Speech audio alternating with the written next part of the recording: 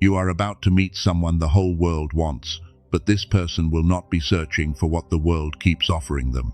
They are not looking for more attention. They are not looking for another person impressed by their appearance, their success, their confidence, or the mystery around them. They have already been wanted by people who never truly saw them. And this is not random. Something greater has guided you into this moment because your heart is being prepared to recognize a connection that will not operate like the ones from your past. You may wonder why someone like that would want you, but that question comes from the wound, not the truth. The truth is, you have been formed in hidden places. You have learned how to love without controlling. You have learned how to see without consuming. You have learned how to stand near someone's light without trying to steal it. That is rare.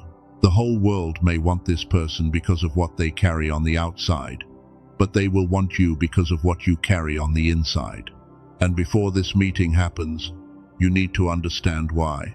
Because if you do not understand why, you may shrink when they notice you. You may start comparing yourself to people who were never assigned to your path. You may look at the attention around them and assume you are already disqualified. You may tell yourself they could have anyone, so why would they choose you? But chosen one, listen carefully. The right connection will not ask you to compete with the crowd. It will reveal why you were never made for the crowd in the first place. For a long time, love may have felt like something you had to earn. You may have felt like you had to prove your value before someone would stay. You may have had to be useful, available, forgiving, entertaining, understanding, patient, and silent all at once. You may have learned how to read a room before you learned how to rest inside your own heart. And because of that, you started believing that being chosen meant working harder than everyone else.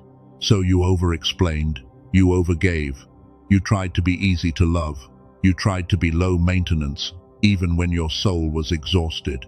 You stayed calm when you wanted to cry. You said you understood when something inside you felt abandoned. You gave people more chances than they had the maturity to honor. And still, some of them did not choose you.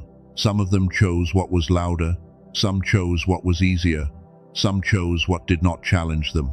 Some chose the person who made them feel powerful, not the person who made them face the truth. And somewhere along the way, you started asking the wrong question. You started asking, what is wrong with me? But what if nothing was wrong with you? What if those rejections were not proof that you were unwanted, but proof that you were being protected from people who only knew how to want the surface version of someone? What if they did not reject your value, but exposed their inability to recognize it? What if they could not choose you, because choosing you would have required them to become more honest than they were ready to be? This is why you need to stay with this message until the end, because this is not just about someone coming into your life. You are going to understand why your past rejection was not the end of your love story, why the person coming may be desired by many, but still lonely in ways nobody sees, why your peace will matter more than your performance, and how to avoid sabotaging a connection that feels healthier than what your nervous system is used to. By the end, you will not just be waiting for someone to choose you. You will understand how to stand in the version of yourself that no longer begs to be chosen. Because chosen one, there is a difference between being wanted and being recognized. Many people can want you and still not recognize you. They can want your energy. They can want your softness. They can want your loyalty. They can want your body, your time, your attention, your emotional labor, your ability to make them feel safe, your ability to forgive what other people would have walked away from. But recognition is different. Recognition says, I see the weight you have carried. Recognition says, I see the parts of you that had to grow in silence. Recognition says, I do not just want access to your light. I want to honor the cost of it. And that is what has been missing. You were not too deep. You were just placed around people who preferred shallow water. You were not too sensitive. You were around people who benefited from you, ignoring what your spirit already knew. You were not too intense. You were around people who wanted connection without responsibility, intimacy without honesty, and love without transformation. There is a kind of person who only wants to be loved in a way that protects their comfort. They do not want the kind of love that tells the truth. They do not want the kind of presence that exposes where they are still hiding. They do not want the mirror you naturally become when you are close to someone. So they may have called you too much, too emotional, too serious, too hard to understand, too spiritual, too quiet, too different, but those words were never the full truth. Sometimes people call you too much when your presence asks for more maturity than they want to give. Sometimes people call you difficult when you stop betraying yourself to keep them comfortable. Sometimes people call you distant when you finally stop abandoning your own peace just to keep the connection alive.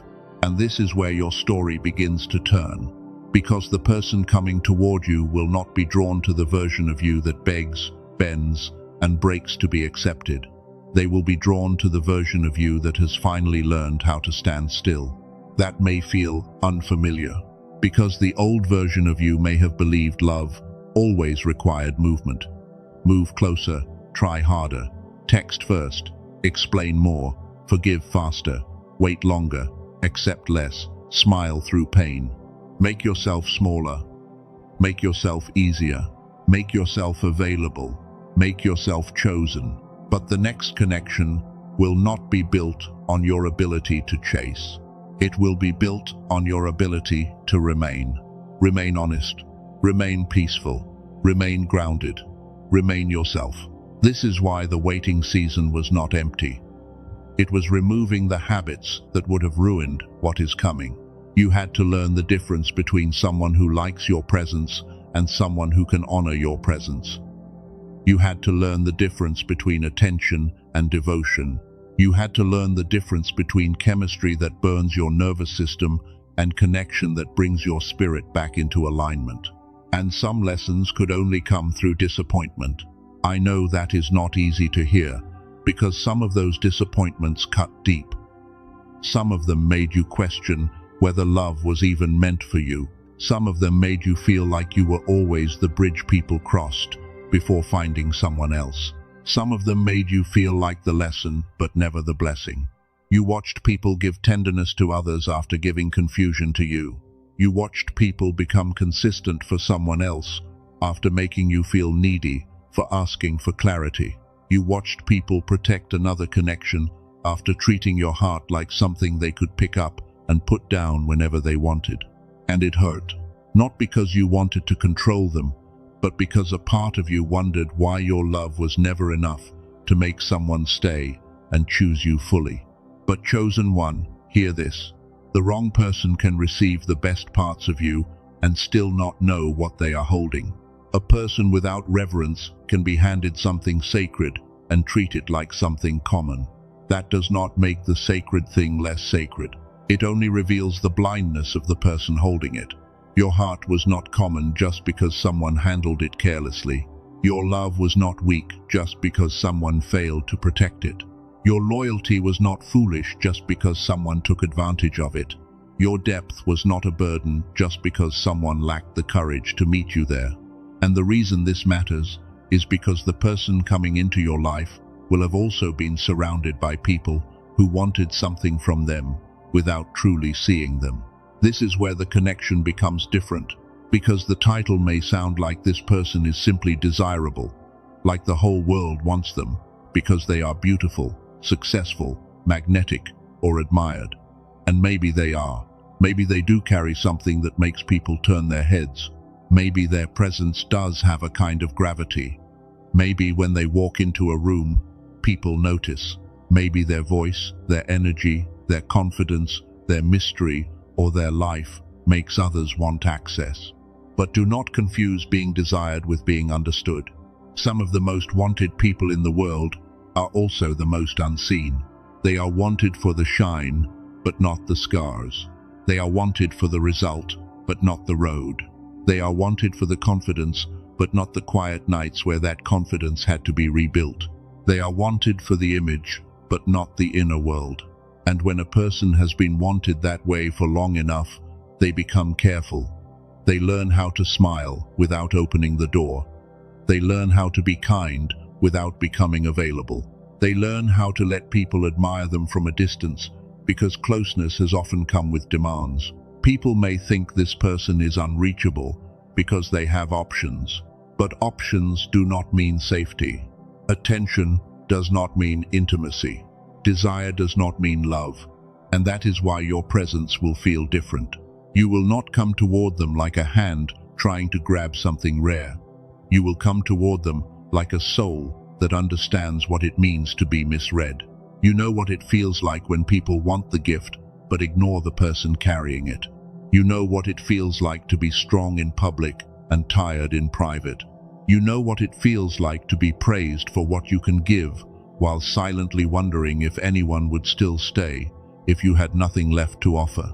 That is why you will see something in them the crowd misses. You will notice the pause before they answer. You will sense the guarded place behind their confidence. You will hear the exhaustion underneath their polished words. You will recognize the difference between someone who is proud and someone who is simply protecting what life has taught them to guard. And chosen one, that recognition cannot be faked. It comes from your own formation. It comes from nights when you had to comfort yourself because nobody knew how much you were carrying. It comes from seasons when you stopped explaining, because explaining to the wrong people only made you feel more alone. It comes from learning how to sit with your own heart long enough to stop needing every person to understand it. Your solitude gave you sight. That is the part many people miss. They think solitude only means loneliness. They think being alone means being delayed, punished, forgotten, or unwanted.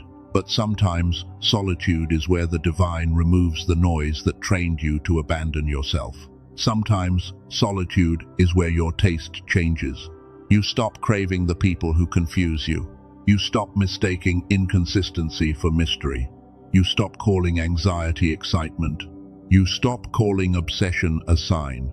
You stop calling emotional chaos passion. You start wanting peace, but not the kind of peace that is empty. You start wanting the kind of peace that feels alive, honest, steady, and clean. And that kind of peace changes what you attract. It changes what you allow. It changes what you can recognize. The old version of you may have been impressed by someone because everyone else wanted them. But the version of you being formed now will ask a deeper question. Are they safe? Are they honest? Are they capable of seeing me without consuming me? Are they drawn to my soul or only to the comfort I provide? Do I feel more like myself around them, or do I start disappearing again? That is maturity. And that maturity is part of why this person will notice you. Not because you will be the loudest, not because you will be the most aggressive, not because you will fight everyone for a place in their life, but because your energy will not feel like a demand. It will feel like a room they can breathe in. Imagine someone standing in the middle of a crowd where everyone is reaching. Some reach with admiration, some reach with desire, some reach with expectation, some reach with fantasy, some reach because they want to be close to what looks valuable. Then they notice one presence that is not reaching, one presence that is not begging to be noticed, one presence that sees them without trying to own them. That presence becomes unforgettable. That is the kind of presence being formed in you. But it did not come cheaply. It came through heartbreak. It came through restraint. It came through the discipline of not becoming bitter when you had every reason to close your heart. It came through choosing not to turn your pain into manipulation. It came through learning that love is not proven by how much of yourself you can sacrifice before someone finally appreciates you. And maybe you are still learning that.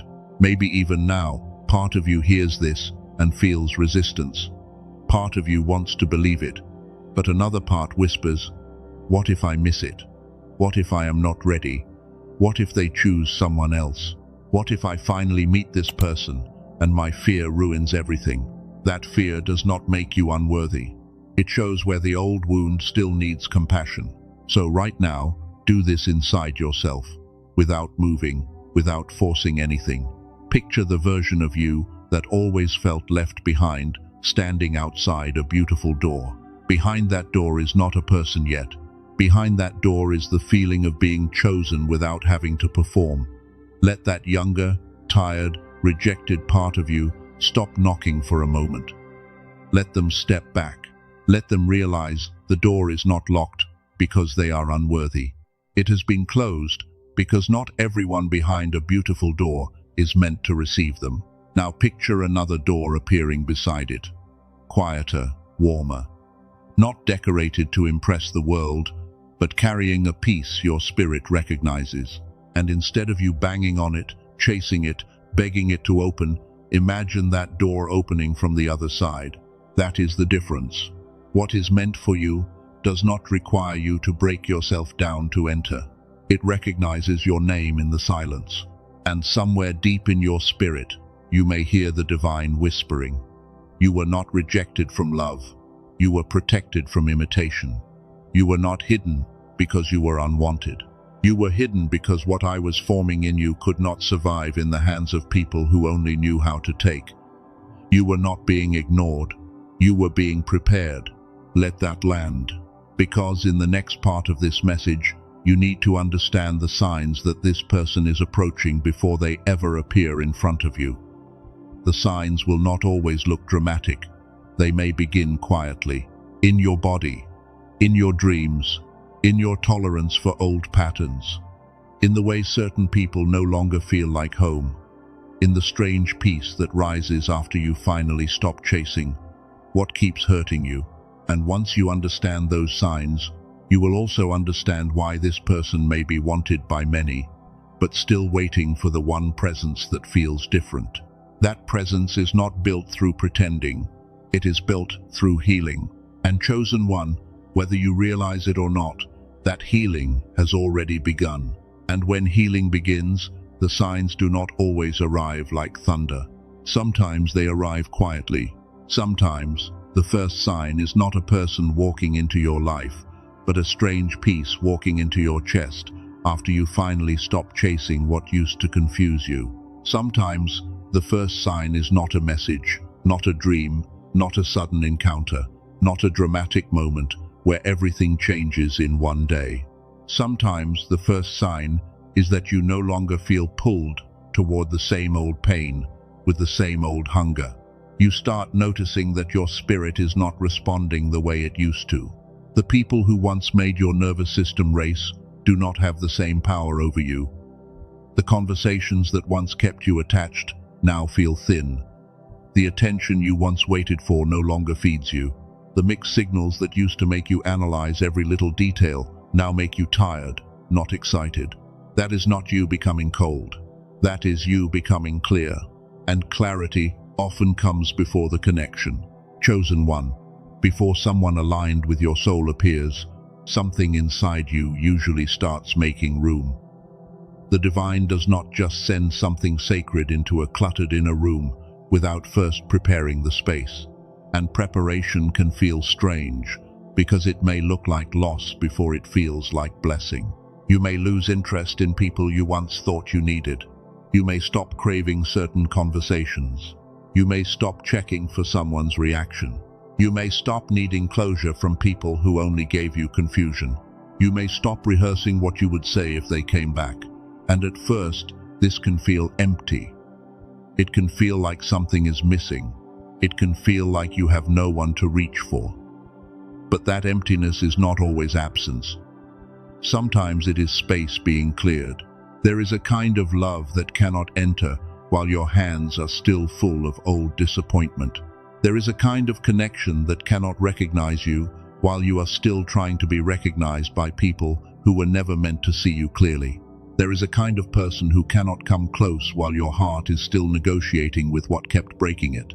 So if you have recently felt a quiet pulling away from old attachments, do not panic.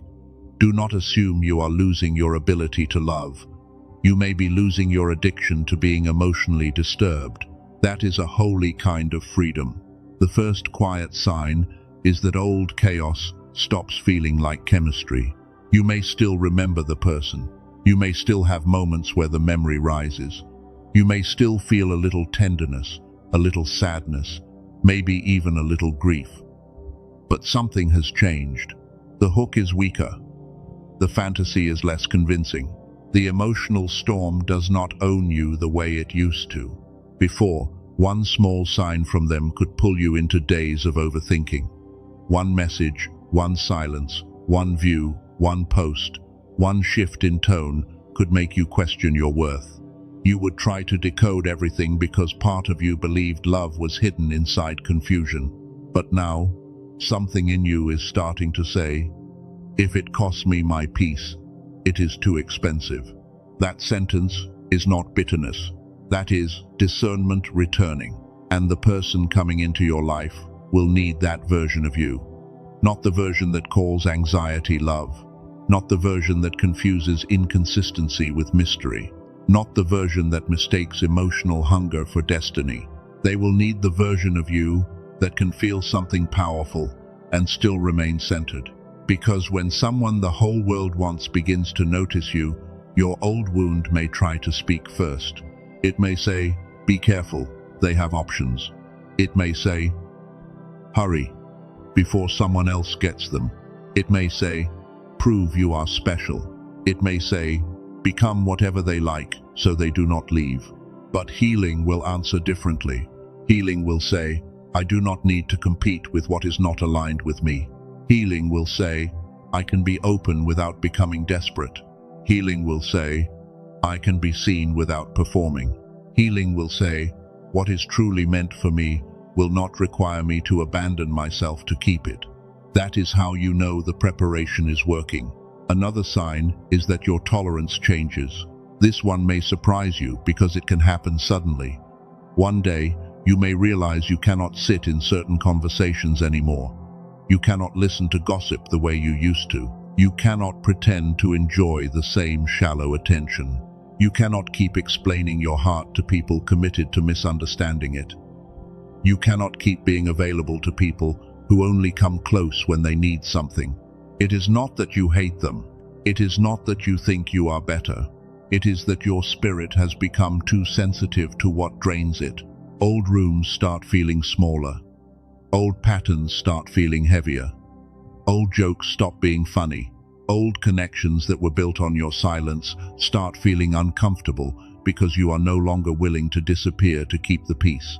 This is one of the clearest signs that your relational world is being rearranged. Before a rare connection comes in, the wrong access often closes. Not always through drama, not always through betrayal, not always through a big conversation. Sometimes the door simply stops opening in you. You still care, but you cannot return to the same version of yourself that kept everyone comfortable while quietly breaking inside. That change matters, because the person coming toward you will not be able to find you if you are still hiding inside the version of you that old people trained you to be. They are not coming for your mask. They are not coming for the version of you that laughs when something hurts. They are not coming for the version of you that agrees just to avoid tension. They are not coming for the version of you that overfunctions so other people never have to grow. They are coming toward the real you, the quieter you, the clearer you, the one who has been buried under survival for so long that even you sometimes forgot how sacred your natural presence feels. And when that real version of you begins to rise, your environment starts reacting. Some people will not know what changed, but they will feel it. They may say you are acting different. They may say you are distant. They may accuse you of changing, as if change is always betrayal. They may try to pull you back into the old role because the old role benefited them. But chosen one, do not confuse their discomfort with your wrongdoing. Sometimes people are not upset because you hurt them. They are upset because your healing removed their access to the unhealed version of you. That version was easier to control. That version apologized for having needs. That version stayed too long. That version accepted emotional crumbs and called it patience. That version believed being chosen meant enduring what love should have healed. But now something in you is standing up without your body even moving. Something in you is saying, I can love people and still not give them the keys to my peace. That inner shift is one of the signs. Another sign is emotional waves that do not make sense at first. You may feel peaceful one moment and deeply tender the next. You may feel hope rise in you for no obvious reason. You may feel sadness leaving your body, like an old season finally being released. You may find yourself remembering past disappointments, not because you are going backward, but because something in you is reviewing what it no longer wants to repeat. Do not be afraid of those waves. Sometimes before a new connection arrives, the heart clears the old emotional residue. It brings up the ache, not to punish you, but to show you what is ready to be released. You may suddenly remember someone who made you feel unwanted. You may remember the moment you begged for clarity and received silence. You may remember the time you made yourself smaller because you thought being easy would make someone stay. You may remember the version of you who kept checking a phone, waiting for proof that you mattered. And instead of falling apart, you may feel compassion. That is healing. When you can look at the old version of yourself and not hate them for wanting love, you are becoming safe for a better kind of love. You are no longer shaming yourself for surviving the only way you knew how. You are no longer calling yourself foolish for hoping. You are no longer making your tenderness the enemy. You are learning to say, I understand why I stayed. I understand why I tried. I understand why I wanted them to choose me. But I do not have to keep repeating what taught me pain. That kind of inner mercy changes your frequency. It softens you without weakening you. It opens you without making you available to everyone. It prepares you to be loved without needing to be rescued. And that matters because the person coming is not coming to save you from your life. They are coming to meet you in the life you are finally learning how to inhabit fully. Another sign may come through your dreams.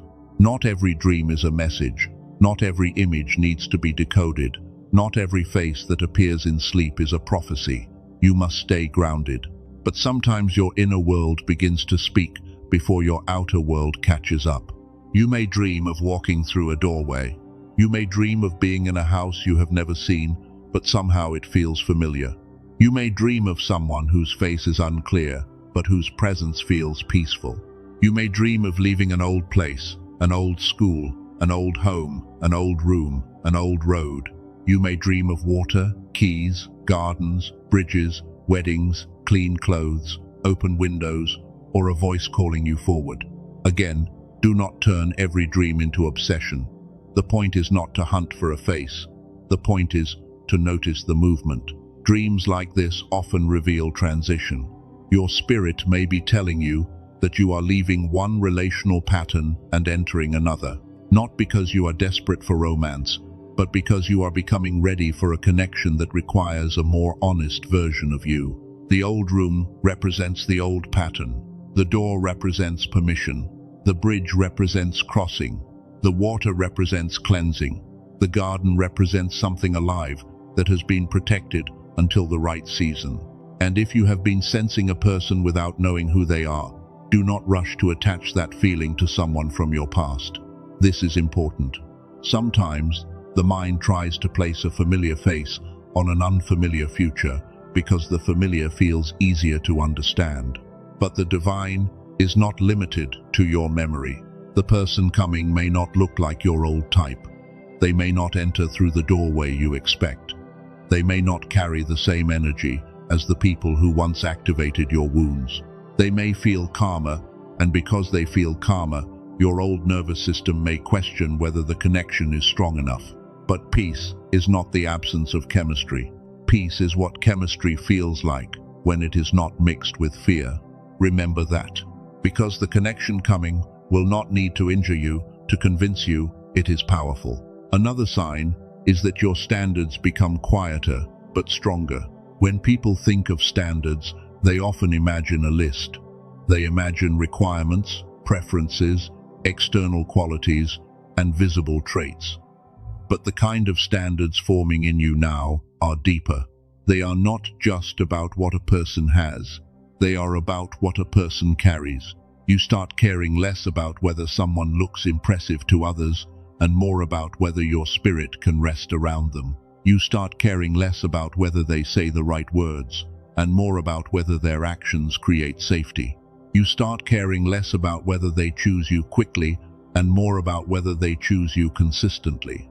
You start caring less about being desired and more about being honored. That is a major shift, because the old wound just wanted to be picked. The healed spirit wants to be protected. The old wound wanted attention. The healed spirit wants alignment. The old wound wanted proof. The healed spirit wants peace. And when this shift happens, you become harder to manipulate. You become harder to impress with charm alone. You become harder to pull into a story that has no integrity behind it. This does not make you closed. It makes you awake. And this awakening is part of why someone rare can recognize you. They will sense that you are not hypnotized by the same things that hypnotize everyone else. They will sense that you are not reaching for them just because others are reaching. They will sense that you are not trying to turn them into a trophy. That will feel different to them. Because, chosen one, the whole world may want this person, but many people will want them through projection. Some will want the idea of them. Some will want the status of being chosen by them. Some will want the beauty of standing beside them. Some will want the resources, the protection, the confidence, the access, the social proof, the feeling of being connected to someone other people desire. Some will want to heal their own insecurity by possessing someone admired. But you will see the person beneath the projection, and that is the difference. This person may have learned to recognize hunger in people's eyes. They may know what it feels like when someone is not loving them, but trying to use them as proof of their own worth. They may know what it feels like when people do not ask, "Who are you really?" They only ask, "What can being close to you make me feel about myself?" That kind of attention becomes exhausting. At first, it may look flattering. It may look like a blessing to be wanted. But when desire is not joined with reverence, it becomes a burden. It makes a person guarded.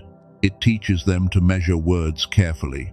It teaches them to wonder who would still care if the image disappeared, if the success slowed down, if the confidence cracked, if the beauty changed, if the strength needed rest. And that is where you come in. Not as a rescuer, not as someone who must prove you are different through overgiving, not as someone who needs to heal them while forgetting yourself. You come in as recognition.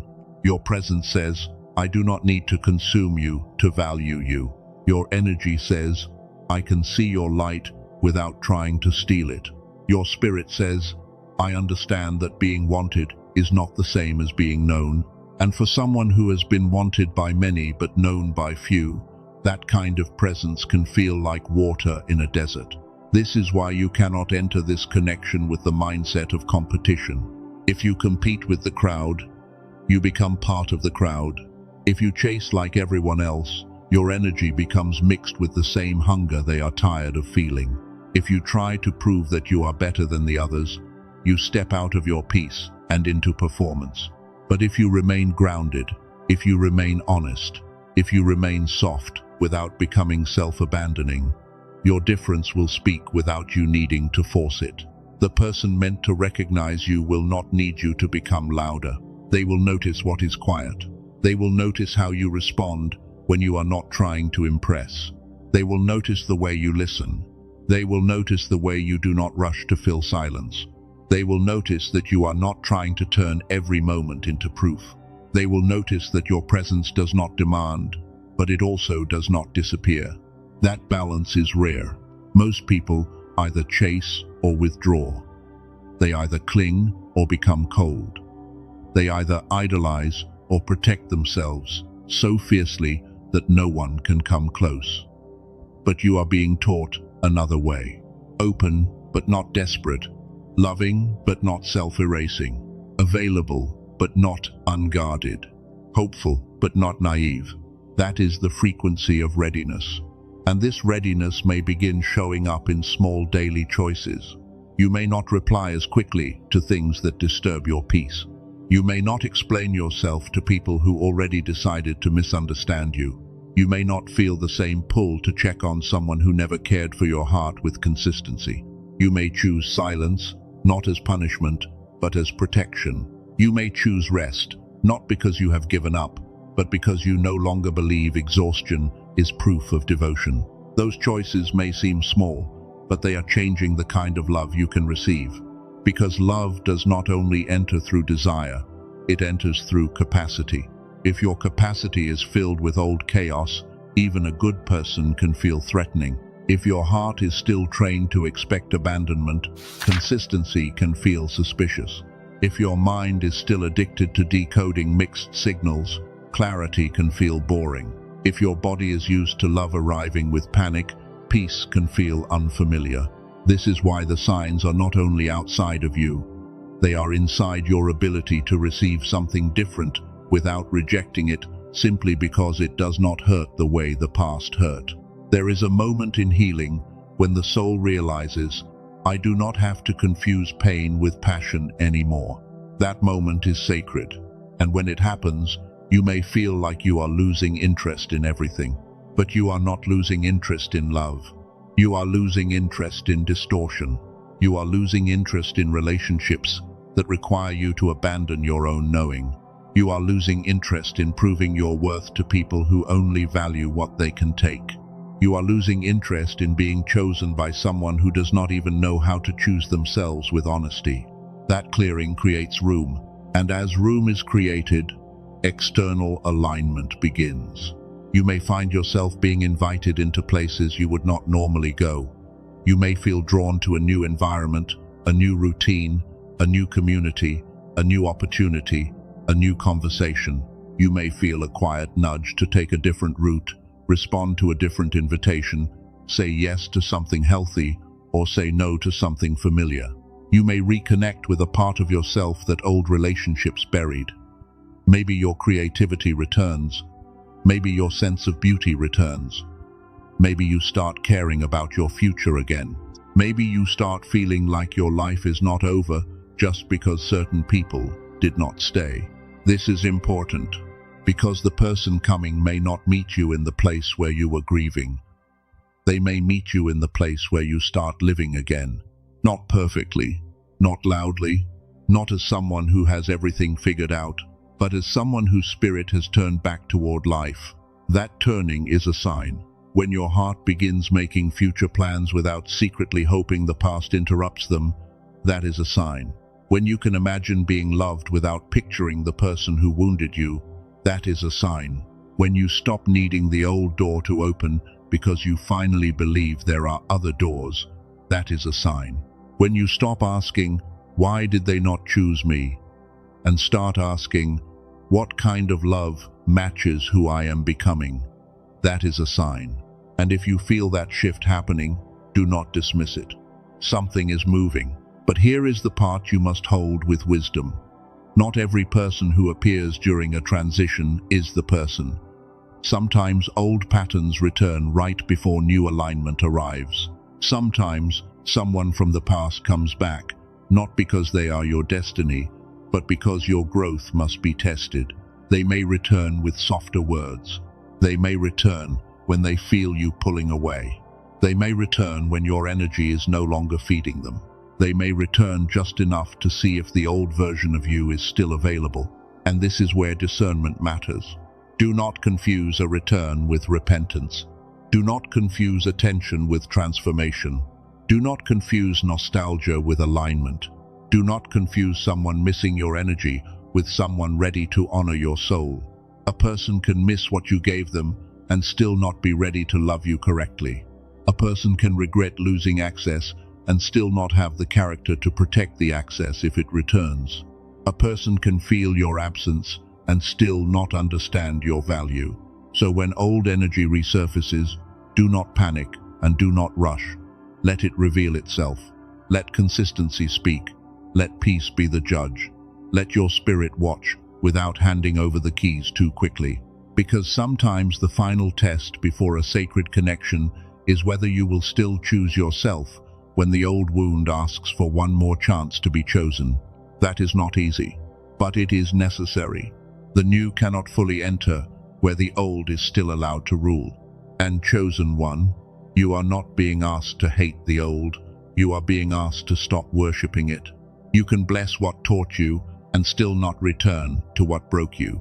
You can forgive someone and still not give them the same access.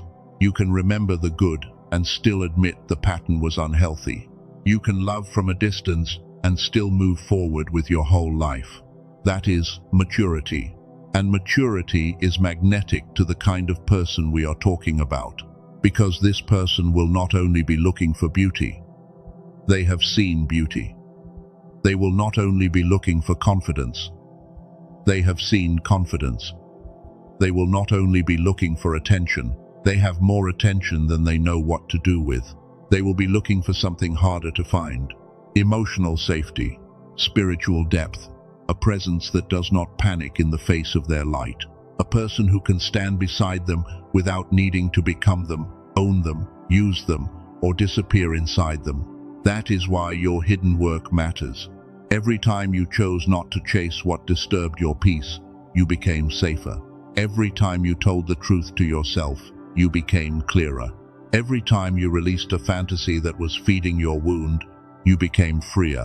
Every time you stopped begging someone to see you, you became more visible to what was actually aligned. This is not punishment. This is preparation. And now we need to talk about why the world wants this person in the first place. Because understanding that will protect you from intimidation when they appear. When someone carries a certain kind of presence, people do not always know why they are drawn to them. They may call it beauty. They may call it success. They may call it charm. They may call it confidence. They may call it mystery.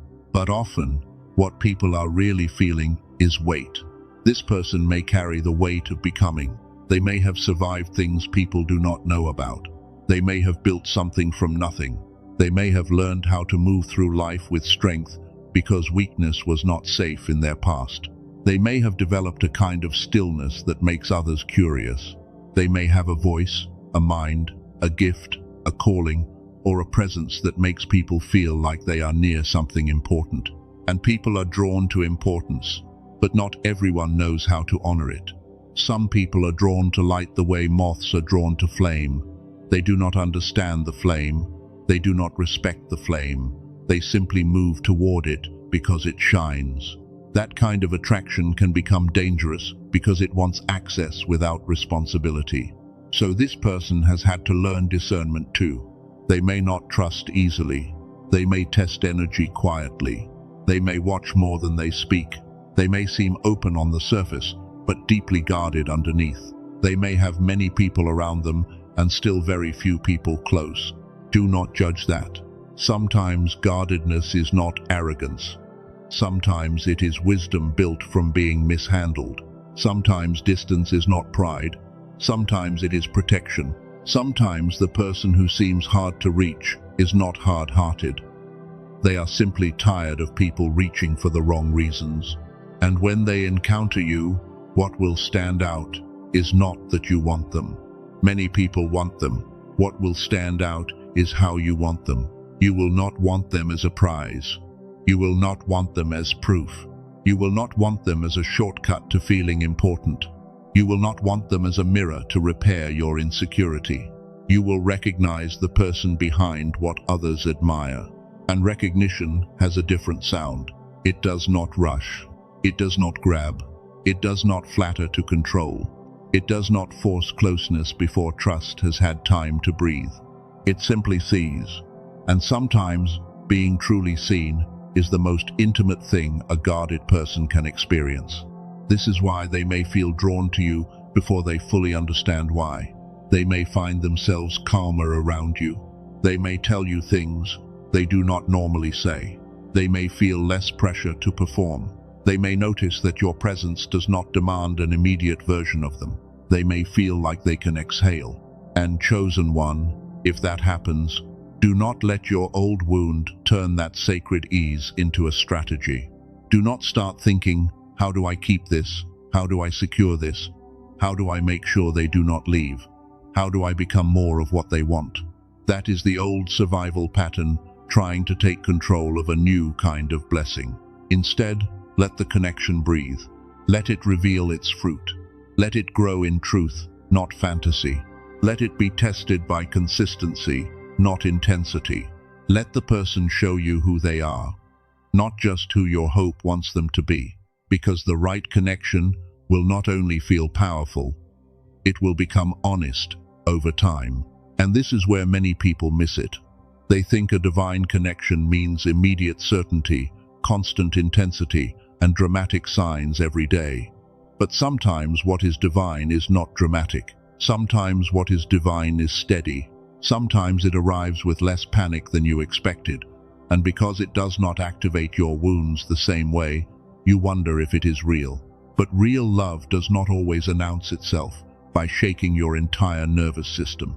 Sometimes it announces itself by giving your spirit a place to sit down. That is the first big revelation of this part. They will not want you because you outshine the crowd. They will not want you because you fight harder than everyone else. They will not want you because you perform the best version of yourself long enough to impress them. They will want you because your presence does not feel like the crowd. The crowd may want to be seen with them. You will want to see them. The crowd may want access. You will bring reverence. The crowd may want a story. You will bring truth. The crowd may want possession. You will bring peace. And peace is rare to someone who has been surrounded by desire. Do you understand now why your solitude was not wasted? It taught you not to worship attention. Do you understand why your rejection was not the end? It taught you not to confuse being wanted with being valued. Do you understand why your healing matters? It taught you how to stand near someone's light without trying to take it for yourself. That is why this connection is not about competition. It is about resonance. And resonance cannot be forced. You do not create resonance by pretending. You do not create resonance by chasing. You do not create resonance by becoming a copy of the people around them. You create the conditions for resonance by becoming more deeply, honestly, peacefully yourself. So if you sense that something is approaching, do not rush to identify the person before you understand the preparation. Let the signs mature. Let the old attachments finish leaving. Let your standards become strong without becoming harsh. Let your heart become open without becoming desperate. Let your spirit become sensitive without becoming suspicious. Because what is coming will require you to know the difference between a person who excites your wound and a person who recognizes your soul. And in the next part, we need to go deeper into that. Because the most important question is not only how you will recognize this person, the deeper question is why they will recognize you. Why would someone who has options, attention, admiration, and access still turn toward your presence and feel something they do not feel anywhere else? Why would someone wanted by many become quiet around you? Why would someone who has learned to guard their inner world feel safe enough to let you see behind the image? Why would they only want you, not in a possessive way, not in a fantasy way, not in a way that feeds your ego, but in a way that feels like their soul has finally found a language it understands? The answer is not as shallow as attraction. It is not as simple as timing. It is not just because you are nice, loyal, deep, spiritual, or different. It is because something in you has been formed through pain that did not destroy you. Something in you has been refined through seasons that made you honest. Something in you has become a sanctuary without you even realizing it. And when a person who has been wanted by the world finally encounters a sanctuary, they do not treat it like the crowd. They pause, they notice, they remember, and chosen one. That is where the next revelation begins. It begins with something most people overlook. They will not recognize you because you are trying to be impressive. They will recognize you because you are no longer trying to be consumed. There is a difference. When someone has been wanted by many, they become sensitive to the energy behind desire. They can feel when someone wants to be near them for image. They can feel when someone is studying them, not to know them, but to win them. They can feel when admiration is mixed with hunger. They can feel when attention is not love, but appetite. And, chosen one, this is why your presence will feel different. You are not being prepared to become the loudest voice in their life. You are being prepared to become the safest truth in their life. Not safe because you never challenge them. Not safe because you will agree with everything. Not safe because you will disappear into their needs. Safe because you have been through enough pain to know that love without honesty is not love. Love without peace is not love. Love without reverence becomes another place where the soul gets used. And that is not what you carry anymore. You carry something quieter now. You may not always feel it. You may not always believe it. There may still be days when you look at yourself and wonder if you are behind, if you are too complicated, if your heart has too many scars, if you missed your chance at the kind of love that feels clean. But something in you has changed. Something in you no longer wants to be chosen at the cost of losing yourself. That change has a frequency, not a frequency you have to perform, not something you have to announce, not something you have to prove with spiritual language or perfect confidence. It is the frequency of a person who has stopped begging doors to open when their spirit already knows the room behind that door is not safe. That is rare, because most people approach love from lack. They approach love asking, "Will you finally make me feel worthy?" They approach love asking, "Will you prove I am desirable?" They approach love asking, "Will you fill the place I have not learned how to sit with?" They approach love asking, "Will you choose me so I can stop feeling rejected?" But you are being formed into someone who approaches love differently.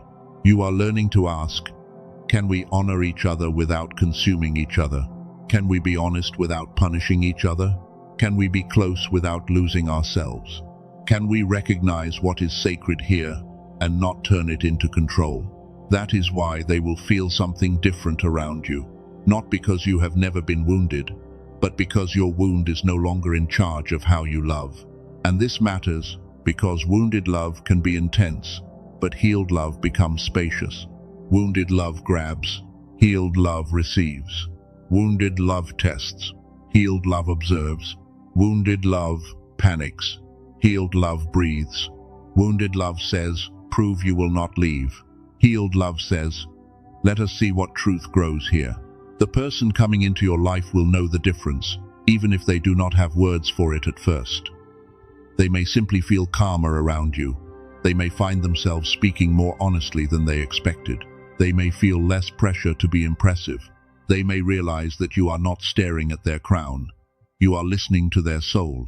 And for someone who has been seen as a prize by so many, being treated like a person can feel like a miracle. This is the deeper answer to why they will recognize you. It is not just attraction. Attraction may open the door, but recognition is what makes someone pause inside the doorway and say, "Something about this is different." Attraction notices the face. Recognition notices the weight behind the eyes. Attraction hears the voice. Recognition hears what the person did not say. Attraction wants the moment. Recognition respects the journey. Attraction can be loud. Recognition is often quiet enough to be trusted. And chosen one, you have been trained in recognition through your own suffering. That is the part you need to understand. Your pain did not only hurt you, it educated you. It taught you to read silence. It taught you to sense when someone's words and energy do not match. It taught you to notice the difference between someone who is present and someone who is only performing presence. It taught you to feel when a room is emotionally unsafe before anyone says anything obvious. It taught you to hear the truth inside pauses. It taught you to recognize exhaustion behind strength, fear behind control, loneliness behind confidence, tenderness behind guardedness. You may have thought this sensitivity was a burden. You may have wished you could be less aware. You may have wondered why you feel everything so deeply, why you notice shifts other people ignore, why you can sense when someone is pulling away before they admit it, why you can walk into a room and feel the emotional weather before anyone explains what happened. But that sensitivity is part of your gift when it is governed by wisdom. Unhealed sensitivity becomes anxiety. Healed sensitivity becomes discernment. Unhealed sensitivity makes you chase every shift. Healed sensitivity teaches you to observe without losing yourself. Unhealed sensitivity makes you responsible for everyone's mood. Healed sensitivity helps you know what is yours to carry and what must be released. That is one of the transformations happening inside you. You are not being asked to stop feeling deeply. You are being taught how to feel deeply without becoming controlled by every feeling. That is why the person coming can trust your depth. Because your depth is no longer only a place of pain. It is becoming a place of wisdom. You have learned what it feels like to be mishandled, so you will not be careless with another soul. You have learned what it feels like to be misunderstood, so you will not rush to reduce someone to one bad moment. You have learned what it feels like to have your softness used against you, so you will understand the sacred responsibility of being trusted by someone guarded. You have learned what it feels like to be loved in fragments, so you will not call fragments enough when your spirit was made for wholeness. That is why your pain became emotional intelligence. It gave you the ability to see the person behind the presentation. And when someone the world wants finally meets someone who can see beyond the presentation without trying to own what they see, that person pays attention. They may not say it immediately. They may not know how to explain it. They may even test it quietly at first. Not in a cruel way, not in a manipulative way, but in the way guarded people sometimes watch before they trust. They may watch how you respond when you are not getting constant reassurance. They may watch whether you become possessive when they are kind. They may watch whether you can handle their silence without turning it into a battlefield. They may watch whether your interest is steady or whether it turns into control. And this is why your inner work matters so much. Because if the old wound is still leading, you may misread their carefulness as rejection. You may panic because they are not moving the way wounded love taught you to expect. You may feel the urge to prove something, to secure something, to force clarity before trust has had time to grow. But if healing is leading, you will understand that not everything sacred arrives fast. Some things arrive quietly because they are too important to be rushed. Some things must be watched, not forced. Some things must be allowed to reveal their fruit over time. This does not mean you wait forever for someone who gives you confusion. That is not what this is. Discernment is not passivity. Patience is not self-abandonment. Hope is not permission for someone to be inconsistent with your heart. But there is a difference between rushing because you are afraid and allowing because you are grounded. And chosen one, the next connection will teach you that difference. It will not ask you to beg. It will not ask you to lose your center. It will not ask you to become a detective of someone's mixed signals. It will not ask you to shrink so their insecurity can feel safe. But it may ask you to be mature. It may ask you not to let your past punish someone who did not create the wound. It may ask you not to assume every pause means abandonment. It may ask you not to turn every unfamiliar feeling into a warning. It may ask you to receive kindness without searching for the hidden cost. That may be harder than you think, because when you have been disappointed enough, peace can feel suspicious at first. A steady person can feel less exciting than the person who kept your nervous system activated. Consistency can feel strange when you are used to earning attention. A love that does not make you chase may feel almost too calm, and your old self may whisper, "Is this even real?" But chosen one, sometimes what feels unfamiliar is not wrong. Sometimes it is simply healthy. You have to learn the difference between the fear that warns you and the fear that comes from being loved differently than before. This is where the real preparation begins. Because being chosen by someone the whole world wants will not heal your insecurity automatically. It may expose it first. It may show you the places where you still compare. It may show you where you still believe you have to compete. It may show you where you still measure your worth against people who look more visible, more successful, more polished, more desirable, more connected, more everything.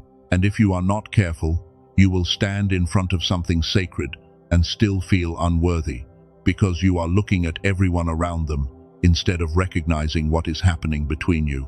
That is why the old question must die. The old question asks, why would they want me when they could have them?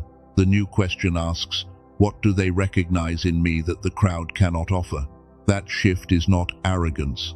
It is alignment. You are not saying you are better than everyone.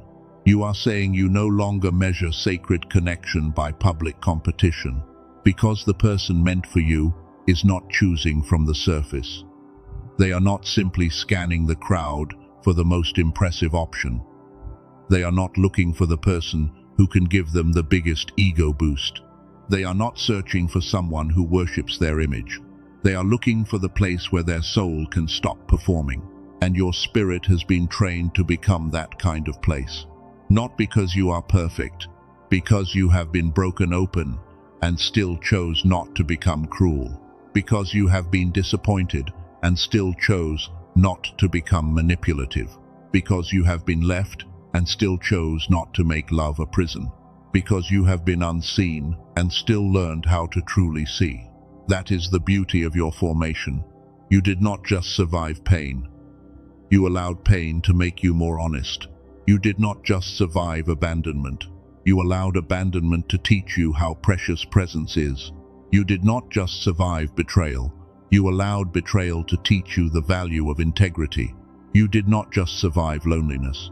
You allowed loneliness to teach you how to be with yourself without needing every person to validate your existence. That kind of formation cannot be faked, and the right person will feel it. They may feel it in the way you do not rush to impress them. They may feel it in the way your words carry weight without needing to dominate. They may feel it in the way you can laugh but still hold depth. They may feel it in the way you do not turn their vulnerability into leverage. They may feel it in the way you listen without preparing to use their pain against them later. They may feel it in the way you are not trying to become the center of their universe. You simply bring a presence that reminds them they are allowed to be human.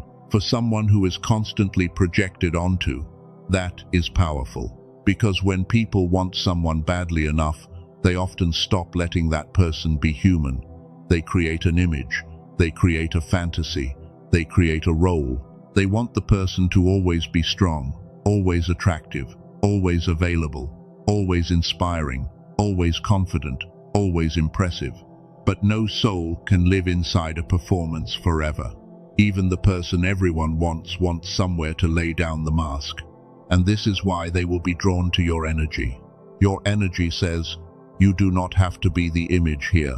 Your energy says, I am not here to take from the version of you that everyone claps for. Your energy says, I can honor the part of you that is still becoming. This is not ordinary. This is not common. This is why you had to go through seasons where you learned to love without possession. You had to learn that a person is not yours just because you feel something.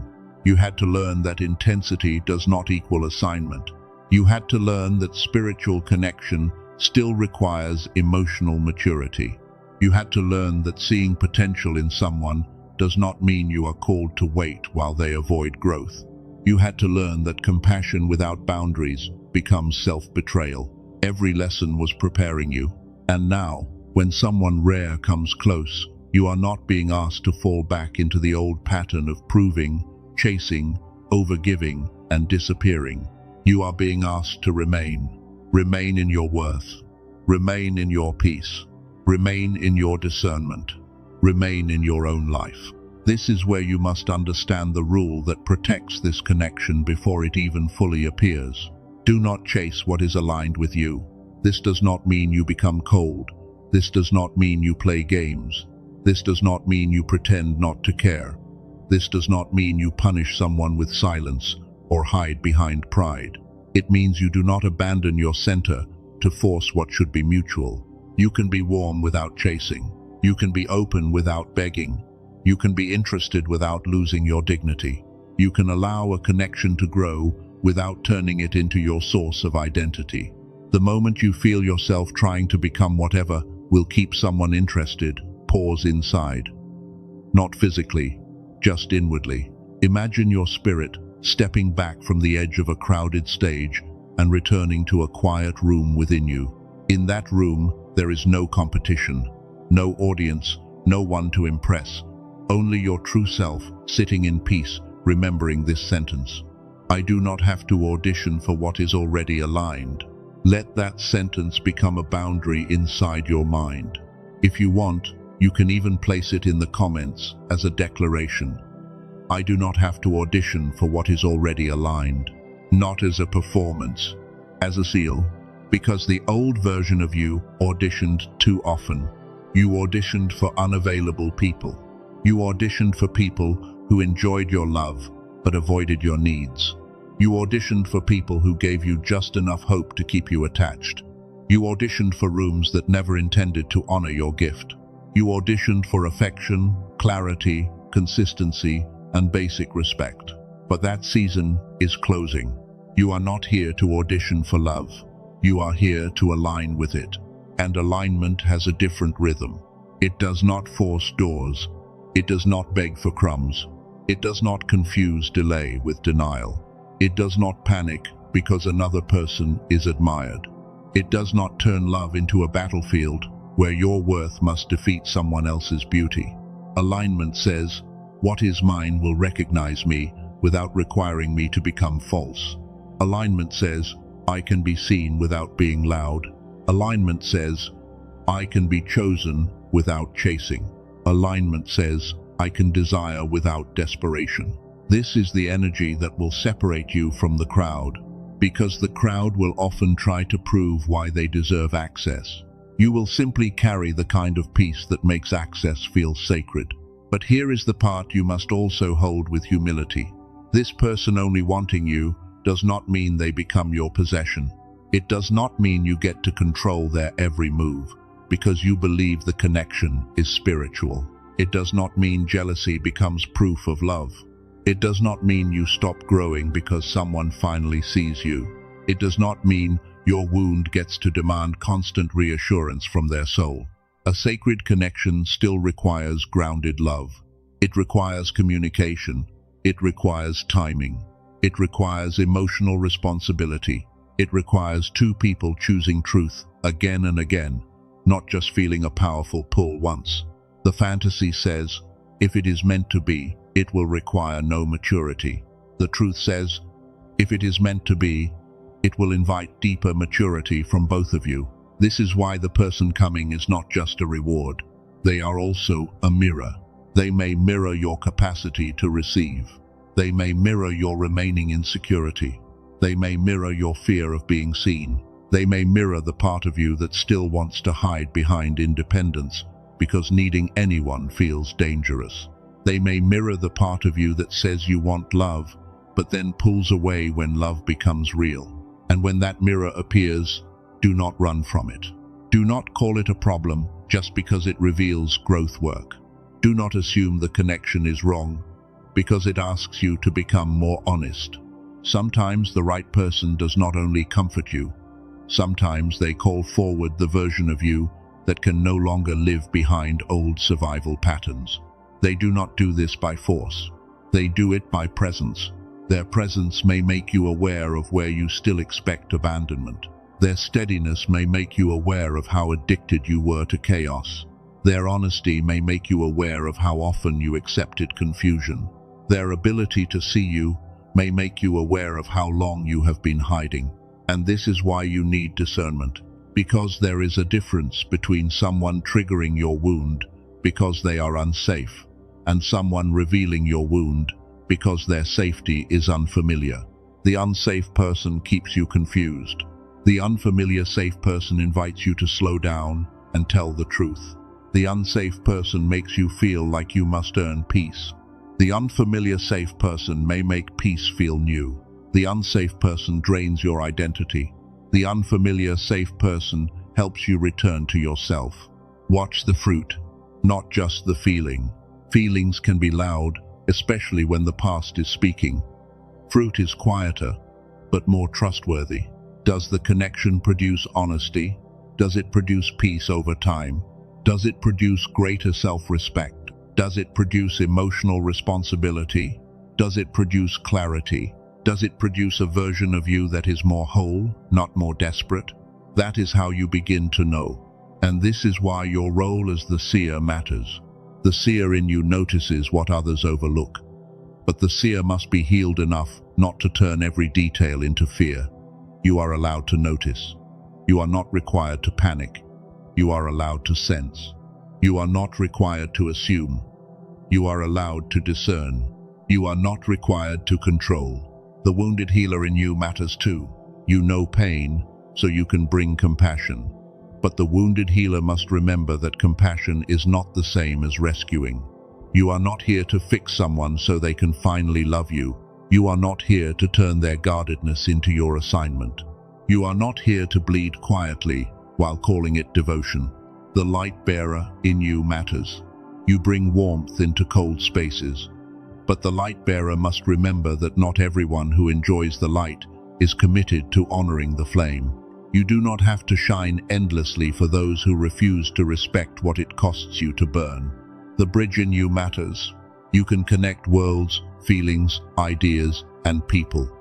But the bridge must remember that a bridge is not meant to be trampled without care. You can help connection happen without becoming the only one carrying the weight. The truth carrier in you matters.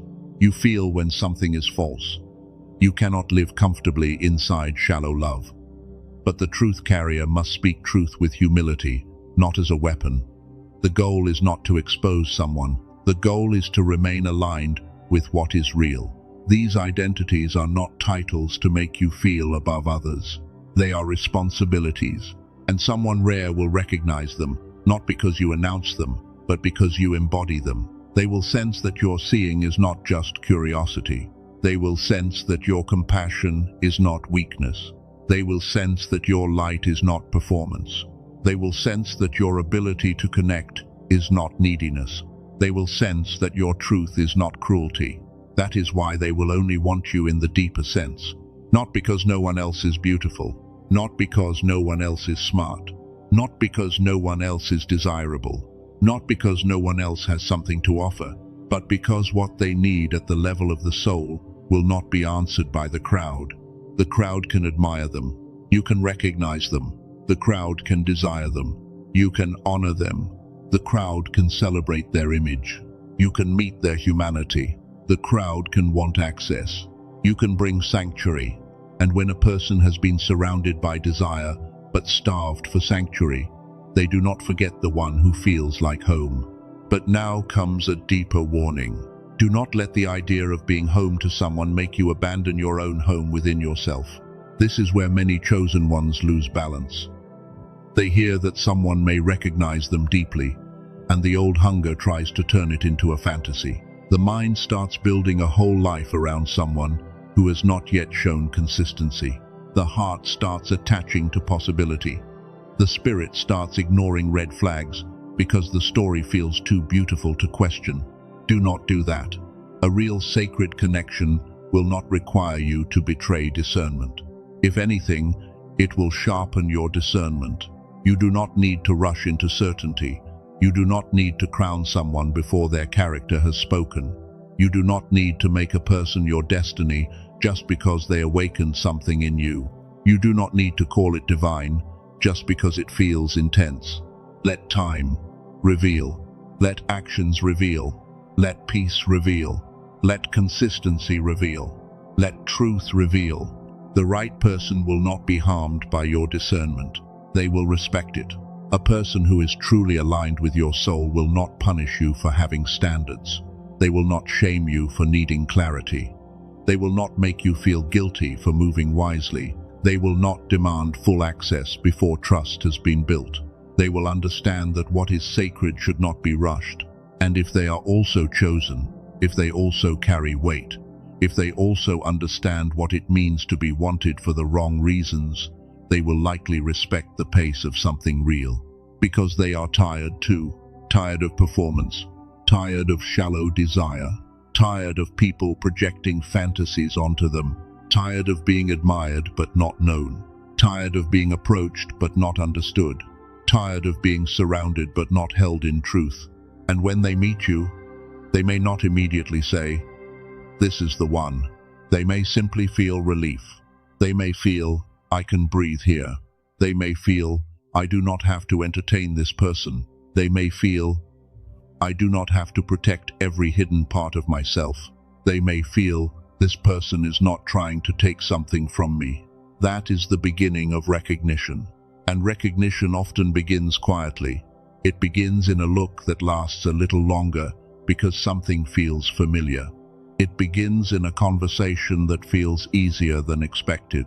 It begins in the strange comfort of not needing to fill every silence. It begins in the feeling that both people are not trying to win, only to be real. It begins when the soul says, "I know this language." Not because you have met before in some dramatic way, but because your spirits recognize similar formation. They may have been shaped by pressure too. They may have been misunderstood too. They may have learned to hide their most tender places too. They may have carried responsibility before they were ready. They may have built an outer life that looks strong while still wondering who can hold the truth of their inner life. And when your formation meets their formation, something different happens. The connection does not only say, "I like you." It says, "I understand the road that made you." That kind of understanding is rare, and it is not based on perfect similarity. You may come from different backgrounds. You may express emotion differently. You may have different strengths, different fears, different ways of processing life. But underneath those differences, there is a shared reverence for what it costs to become real. That is what they will feel. You are not just attractive to them. You are resonant, and resonance is deeper than attraction. Attraction can fade when the surface changes. Resonance deepens when truth is revealed. Attraction may be sparked by mystery. Resonance grows through safety. Attraction can happen in a moment. Resonance proves itself through presence. This is why you should not be intimidated by everyone who wants them. People can compete for attraction. They cannot compete with resonance. They can imitate style. They can imitate confidence. They can imitate softness. They can imitate spiritual language. They can imitate interest. But they cannot imitate the exact formation that made you who you are. They cannot imitate the nights you survived. They cannot imitate the prayers you whispered when no one knew you were breaking. They cannot imitate the wisdom you earned through disappointment. They cannot imitate the way your heart learned to stay tender without staying naive. They cannot imitate the frequency of someone who has been hidden, refined, humbled, strengthened, and made honest. That is yours, not because you are better, because you are formed. And what is formed in secret often becomes visible at the appointed time. This is why you must stop disqualifying yourself before you even arrive. Do not see their options and assume you have no place. Do not see their admirers and assume you are invisible. Do not see their success and assume you are too small. Do not see their beauty and assume you are not enough. Do not see the crowd and forget that the crowd is not always where the soul looks for rest. If anything, the crowd may be exactly what makes your peace stand out. The more noise surrounds them, the more your stillness becomes noticeable. The more performance surrounds them, the more your honesty becomes rare. The more hunger surrounds them, the more your reverence becomes healing. The more people try to possess them, the more your non-chasing presence becomes unforgettable. So stop rehearsing rejection before love even arrives. Stop imagining yourself losing a competition you were never called to enter. Stop letting your old wound narrate a future that your healed self has not even stepped into yet. The old wound says, they will choose someone else. The healed self says, I do not need to be chosen by someone who cannot recognize me. The old wound says, I must prove I am enough. The healed self says, I am allowed to be known without performing. The old wound says, love is something I have to secure. The healed self says, love that is aligned will be mutual, honest, and free. The old wound says, if they have options, I am not safe. The healed self says, options do not threaten what is truly resonant. That is the voice you must practice listening to, because soon the test may not be whether someone notices you. The test may be whether you can remain yourself after being noticed. Sometimes being unseen becomes familiar. You learn how to survive in the background. You learn how to hide your hope. You learn how to expect disappointment before it arrives. You learn how to say you do not care when you care more than anyone knows. But being seen can be its own kind of challenge. When someone truly sees you, you may feel exposed. When someone values you, you may wonder when they will change their mind. When someone chooses you without making you beg, you may not know what to do with the absence of panic. When someone wants you for what is real, not for what you perform, you may be tempted to hide the real thing again. That is why the divine is not only preparing them to find you, the divine is preparing you to be found. There is a difference. Many people say they want love, but what they really want is relief from loneliness. Real love requires being known. Real love requires letting another person see not only the polished parts, but the places where fear still speaks, the places where healing is still tender, the places where you are still learning how to receive. This does not mean you expose everything too soon. Wisdom still matters. Pace still matters. Boundaries still matter. But it does mean you cannot build a sacred connection while pretending you have no needs, no fears, no tenderness, no history, no places still being restored. The right person will not require perfection from you, but they will require honesty. And you must require the same. This is why the next season is not just romantic, it is transformational. It will ask you to stop hiding behind spiritual strength when your heart needs truthful communication. It will ask you to stop calling avoidance peace. It will ask you to stop calling fear discernment. It will ask you to stop calling independence healing when it is really protection from being disappointed again. It will ask you to let love be something you participate in, not something you only analyze from a distance. Because chosen one, you cannot receive a soul-level connection while staying emotionally unavailable in the name of wisdom. You must be wise, yes, but you must also be willing to be seen, willing to communicate, willing to move slowly without shutting down, willing to let consistency teach your body a new story, willing to believe that not every open door is a trap. This is the inner preparation. And now I want you to do something within yourself, wherever you are. You do not need to move. You do not need to close your eyes. Just imagine your heart as a quiet house with many rooms. Some rooms still hold old conversations. Some rooms still hold the echo of people who left. Some rooms still hold the fear that if someone wonderful enters, they will eventually discover you are too much, not enough, too late, too wounded, too complicated. Now imagine a gentle light moving through that house, not rushing, not forcing, not destroying anything. It simply touches each room and asks one question. Does this belief still belong here? When it touches the room that says, I have to compete to be chosen, let that room open. When it touches the room that says, I am only lovable when I am useful, let that room open. When it touches the room that says, someone desired by many could never truly want me, let that room open. When it touches the room that says, if I do not chase, I will lose what is meant for me, let that room open. And in the center of that house, imagine one clear sentence being written across the inner wall of your spirit. What recognizes me will not require me to become false. Carry that sentence, because you will need it. You will need it when comparison tries to enter. You will need it when old fear tries to interpret new love.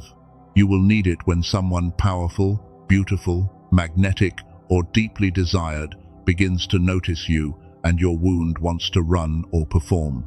You will need it when the connection feels calm and your old patterns try to call calmness boring.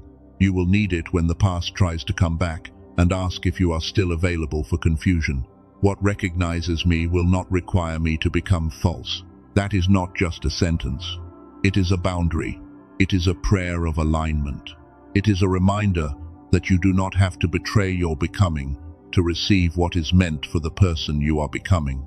And I hear this strongly in my spirit for the chosen one who has been quietly afraid that love will only arrive if they become more impressive. You do not need to become louder. You do not need to become more like the people surrounding them. You do not need to compete with bodies, faces, money, status, platforms, popularity, or the polished lives of strangers. You do not need to become a performance to be chosen by someone who is looking for truth. The voice of the divine within this message is not saying, become someone else so they can find you. It is saying, return to yourself so they can recognize you, because the real you is not the problem. The hidden you is the one they are being drawn toward. The peaceful you, the honest you, the healed you, the still becoming you, the you who has learned compassion but no longer confuses compassion with self-erasure, the you who can love deeply without turning love into a prison, the you who can stand beside someone's light without trying to control where it shines. This is the version they will recognize. But there is one more layer we need to prepare for before this message is complete. Because recognition is not only emotional, it is also connected to your inner state, your mind, your nervous system, your spiritual clarity, and the way your whole being responds when something rare comes near. You can meet the right person in the wrong inner state and still misread the moment. If your mind is in survival, you may see peace as danger. If your nervous system is addicted to chaos, you may see consistency as boring. If your spirit is clouded by old fear, you may see a sacred connection and still reach for control. If your inner world is noisy, you may not hear the quiet guidance that says, move slowly, stay open, stay grounded, do not chase, do not run. This is why the preparation is deeper than romance. Something in you must become clear enough to receive without panic. Something in you must become calm enough to discern without obsession. Something in you must become steady enough to be chosen without making that choice your entire identity. And in the next part, we need to talk about the obstacle that can make a chosen one sabotage the very thing they prayed for. Because sometimes the problem is not that the blessing is far away. Sometimes the blessing comes close, and the old wound tries to protect you from it. Sometimes you finally meet someone who feels different, and instead of receiving with peace, you begin searching for the moment they will hurt you. Sometimes you finally feel seen, and the fear of being seen makes you hide. Sometimes someone chooses you, and because you have been rejected before, your heart does not know how to trust being chosen without testing it, controlling it, or preparing for loss. That is the next doorway. And chosen one, you need to understand it before you walk through. Because the doorway is not only outside of you, it is inside of you. And sometimes the hardest part of receiving something sacred is not believing it can come. It is staying steady when it finally does. Chosen one, you may think your biggest challenge is waiting for the right person to arrive. But for many people like you, the deeper challenge begins when the right kind of energy comes close and your old wound does not know what to do with it. You can pray for peace and still feel suspicious when peace appears. You can say you want consistency and still feel strange when someone does not keep you guessing. You can ask to be seen and still feel exposed when someone looks at you with honest attention. You can say you are ready for love and still feel the urge to run, test, control, overthink, or protect yourself the moment love stops feeling like the chaos you are used to. That is why this part matters. Because sometimes the blessing is not delayed because you are forgotten. Sometimes the blessing is close, but your nervous system still thinks every open door is a trap. You have to understand this with compassion, not shame. If you have been disappointed enough, your heart learned to prepare for disappointment before it arrived. If you have been abandoned enough, your body learned to search for signs of leaving, even when someone is still present. If you have been lied to enough, your mind learned to question kindness before it could rest in it. If you have been chosen halfway, loved halfway, held halfway, and honored halfway, then full love may feel unfamiliar at first. Not because you are broken beyond repair, because you were trained by unstable love. And what is trained can be retrained.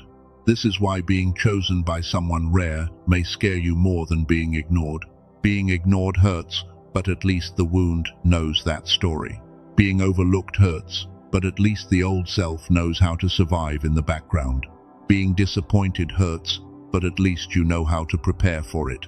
But being seen, being chosen, being wanted by someone who is also wanted by many, that touches a deeper fear, because now your heart cannot hide behind the belief that no one ever notices you. Now your wound cannot keep saying, "It never happens for me." Now, your spirit is standing in front of something that may require you to receive, not just desire. And receiving can feel vulnerable. Receiving says, I must allow something good to come close without immediately planning for its loss. Receiving says, I must let myself be known without performing a version of me that feels safer. Receiving says, I must stop using disappointment as proof that I should never hope again. Receiving says, I must let the old story be challenged.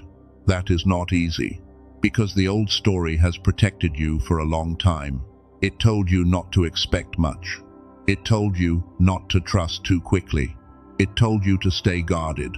It told you to notice every change in tone, every delay, every silence, every small shift, every sign that someone might leave. And maybe that story helped you survive certain seasons. Maybe it helped you stop being naive. Maybe it helped you see things you once ignored. Maybe it helped you walk away when someone kept hurting you. But the same armor that protected you in the wrong relationship can block you in the right one if you never learn when to take it off. Not throw it away. Not become careless. Not open every gate to every person. But learn when protection has become prison. Because chosen one, the person coming toward you may not be the one who harms you. They may be the one whose presence reveals how much harm you still expect. That is the first obstacle. Fear of being chosen. It sounds strange until you feel it. You may think, I want to be chosen. I want someone to want me. I want someone to see me. I want someone to choose me above the noise. But when someone actually does, another voice may rise. What if I am not enough? What if they discover the parts of me I hide? What if they compare me to everyone else? What if they leave after I finally trust them? What if this is only temporary? What if I get used to being loved and then it gets taken away? That fear does not make you weak. It means your heart remembers. But remembrance is not prophecy. Just because your heart remembers being left does not mean everyone is leaving. Just because your body remembers confusion does not mean peace is fake. Just because your mind remembers betrayal does not mean every kind person has a hidden knife. Just because someone from your past could not honor you does not mean the future must repeat their failure. You must stop letting old pain pretend to be divine warning. Sometimes it is warning, but sometimes it is memory, and wisdom is learning the difference. This is where many chosen ones sabotage what they prayed for. The first way they sabotage it is by testing the person constantly. They do not call it testing. They call it discernment. They call it protecting themselves. They call it being careful. And sometimes, yes, discernment is necessary. You should not ignore red flags. You should not hand full access to someone who has not shown character. You should not let attraction make you blind. But testing is different. Testing says, I will create small emotional traps to see if you leave. Testing says, I will withdraw to see if you chase. Testing says, I will assume the worst and make you prove the opposite again and again. Testing says, I will punish you for wounds you did not create. Testing says, I will make love stand trial every day because the past was guilty. That is not discernment. That is fear wearing a spiritual coat. Discernment observes. Fear interrogates. Discernment watches fruit. Fear creates storms to see who stays. Discernment moves slowly. Fear tries to control the outcome. Discernment protects peace. Fear destroys peace and calls it proof. If this person is truly aligned, they will respect your boundaries. They will understand that trust takes time. They will not demand immediate access to every hidden part of you. But even a healthy person cannot build something beautiful if every moment becomes a courtroom where they are accused before they are known. You must let people reveal themselves without forcing them to pay for crimes committed by someone else. That is maturity. The second way chosen ones sabotage connection is by overgiving too early. This one is subtle because it looks like love. You give more than the season requires. You become deeply available before trust has been built. You start carrying their emotions, solving their problems, adjusting your life, softening your needs, and making room for them before they have shown they can honor the room you are giving. You do it because you care, but underneath the care, there may be fear. Fear says, if I am useful enough, they will stay. Fear says, if I make their life easier, they will value me. Fear says, if I give more than others, I will become impossible to replace. Fear says, if I become their safe place, they will not leave me. But chosen one, love that has to be secured through over-functioning is not love you can rest in. You are not a spiritual employee applying for a permanent position in someone's heart. You are not here to prove your worth by exhausting yourself. You are not here to become someone's healer, mother, therapist, savior, and emotional shelter while your own needs sit outside in the cold. Real connection has mutual movement, not perfect equality in every moment, because life has seasons. Sometimes one person needs more support. Sometimes the other person carries more weight. But the deeper direction must be mutual. Honor must move both ways. Care must move both ways. Responsibility must move both ways. Truth must move both ways. If you give everything before the foundation is built, you may confuse intensity with intimacy again. So, let love grow with proportion. Let trust earn depth. Let care be generous, but not desperate. Let your heart be kind, but not unguarded. Let your giving come from fullness, not panic. The third way chosen ones sabotage connection is by spiritualizing obsession. This is one of the most important warnings in the whole message. Not every intense feeling is a divine sign. Not every repeated thought is confirmation. Not every dream means you are meant to be with someone. Not every coincidence means destiny. Not every person who activates your soul is assigned to walk with you. Sometimes intensity reveals attraction. Sometimes intensity reveals a wound. Sometimes intensity reveals a lesson. Sometimes intensity reveals a familiar pattern wearing a beautiful face. And yes, sometimes there is a real spiritual connection. Sometimes there is recognition. Sometimes there is alignment. Sometimes there is a pull that is not easily explained. But even then, spiritual connection must still produce grounded fruit. Does it make you more honest? Does it make you more peaceful over time? Does it make you more aligned with your purpose? Does it respect your boundaries? Does it invite emotional maturity? Does it bring clarity, not just craving?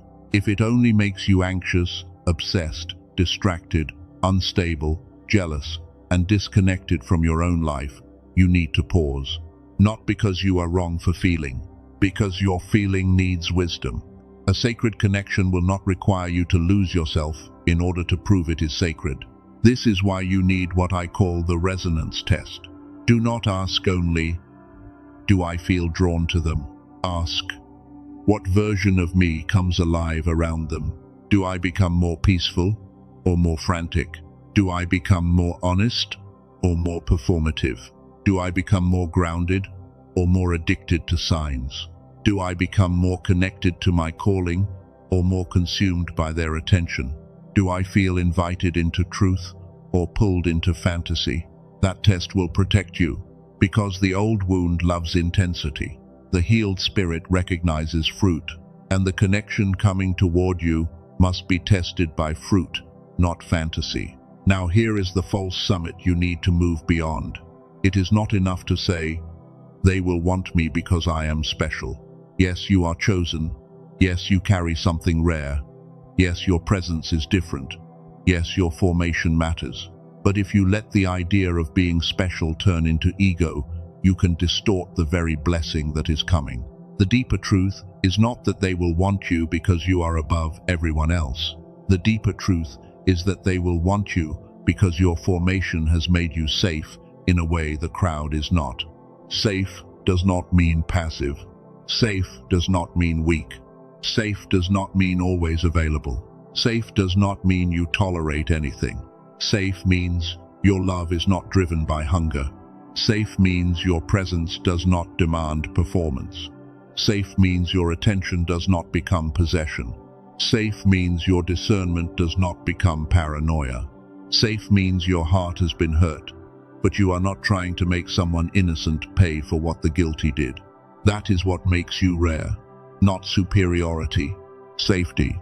Not ego, depth. Not competition, resonance. This is the version of you the divine has been forming. And if you want to know whether you are ready for this connection, do not only ask, am I attractive enough? Do not only ask, am I successful enough? Do not only ask, will they notice me? Ask, am I becoming safe enough to receive what I keep asking for? Safe enough not to chase. Safe enough not to control. Safe enough not to test every kind thing until it breaks. Safe enough not to overgive just to secure a place. Safe enough not to turn a person into an idol because they finally see me. Safe enough to let love be love, not proof of my worth. That is the deeper preparation. And maybe right now, something in you is realizing that the reason certain things took time was not because love was against you. It was because your inner world still needed to become a place where healthy love could survive. Because healthy love cannot survive long in an inner world ruled by panic. It cannot breathe inside constant suspicion. It cannot grow in the soil of comparison. It cannot become sacred if every moment is being used to prove or disprove your worth. The right person may come with peace, but you must be able to recognize peace without calling it too quiet. They may come with consistency, but you must be able to receive consistency without needing chaos to feel chemistry. They may come with honesty, but you must be able to hear honesty without assuming it is rejection. They may come with a steady presence, but you must be able to stop craving the emotional roller coaster that used to convince you something was powerful. That is why your mind matters. That is why your nervous system matters. That is why your inner state matters. Because you can meet someone aligned, but if your inner world is still living in survival, you may misread the blessing as a threat. When the mind is in survival, it scans for danger before it receives love. When the body is used to instability, steadiness can feel unfamiliar. When the heart has been trained by abandonment, silence can feel like punishment, even when nothing is wrong. When the spirit is clouded by fear, even divine timing can feel like delay. And this is not just emotional. It is also deeply connected to the way your brain and body have learned to operate. There are states of the mind where everything feels heavier than it is. You overthink, you predict rejection, you replay conversations, you imagine competition, you turn someone's normal pause into a story about your unworthiness. You try to control outcomes because your brain is not resting in clarity. It is fighting for safety. And then there are states where your inner world becomes clearer. You can feel without drowning. You can notice without spiraling. You can desire without becoming desperate. You can wait without collapsing. You can discern without obsessing. That state is where wisdom becomes easier to hear. That state is where your spirit feels less crowded. That state is where you are more likely to recognize what is real instead of reacting from what hurt you before. This is why, for some chosen ones, the next layer of preparation is not only about prayer, reflection, boundaries, or emotional healing. Those things matter deeply, but there is also a need to support the mind itself, to move out of survival noise and back into a clearer frequency of focus, intuition, and peace. Think of your mind like a radio. If the radio is full of static, the song may be playing, but you cannot hear it clearly. If your inner frequency is stuck in fear, guidance may be present, but it gets mixed with old stories. If your nervous system is living in panic, love may be near, but you keep hearing danger. So the work is not to force love to arrive. The work is to become clear enough to recognize it when it does. That is why I want to speak carefully about something that may support this season for those who feel drawn to it. Not as a magic solution, not as a replacement for healing, not as a shortcut around discernment, communication, boundaries, prayer, or real emotional responsibility, but as a tool, a simple tool designed to support the very inner state we have been talking about. It is called the Genius Song. The Genius Song is a 7-minute digital audio track created around the idea of brain entrainment, with a focus on supporting gamma wave activity. Gamma is often associated with heightened focus, clarity, insight, and those moments where the mind feels more connected, more awake, more in flow. And for the chosen one listening to this, the reason this matters is not because you need a product to become worthy. You are already worthy. It matters because many people like you can feel that they once had more clarity, more intuition, more creativity, more inner magic when they were younger, before life, pressure, disappointment, survival, and constant noise made everything feel heavier. Maybe you remember being more alive as a child. Maybe ideas came faster. Maybe your imagination was stronger. Maybe your intuition felt cleaner. Maybe life felt more enchanted, not because everything was easy, but because your inner world was not buried under so much static. And then somewhere along the way, that changed. You became responsible. You became guarded. You became tired. You became overstimulated. You became used to surviving instead of creating, reacting instead of receiving, overthinking instead of trusting the quiet guidance inside you. The Genius Song is designed as a 7-minute listening experience, using headphones to help support that shift back toward clarity and flow. Again, hear me clearly. It is not a magic button for love. It will not choose the right person for you. It will not replace wisdom. It will not do the work of boundaries, healing, honest communication, or spiritual maturity. But if your spirit resonates with the idea of giving your mind a clearer space to receive guidance, to calm the noise, to reconnect with focus, intuition, and inner flow, this may be worth exploring. One of the reasons this tool fits this message is because the relationship coming into your life requires more than attraction. It requires clarity. You need clarity to know the difference between peace and boredom. You need clarity to know the difference between a real connection and an old wound being activated. You need clarity to stop comparing yourself to the crowd. You need clarity to receive attention without turning it into control. You need clarity to remain yourself when someone rare begins to recognize you. And sometimes the mind needs support returning to that state. There are people who spend a lot of money trying to access these kinds of brain states through biofeedback sessions, devices, and complicated routines. Some biofeedback style options can cost hundreds per session, and certain at-home devices can cost thousands. And even traditional practices that help calm the mind often require months of consistency before people feel steady results. The Genius Song was created to make this kind of support simple. 7 minutes. Headphones. A quiet listening ritual. No complicated routine. No perfect spiritual performance. No need to force yourself into a state you cannot reach. The original price is $49, but right now it is available for $39 through the link shared with this message.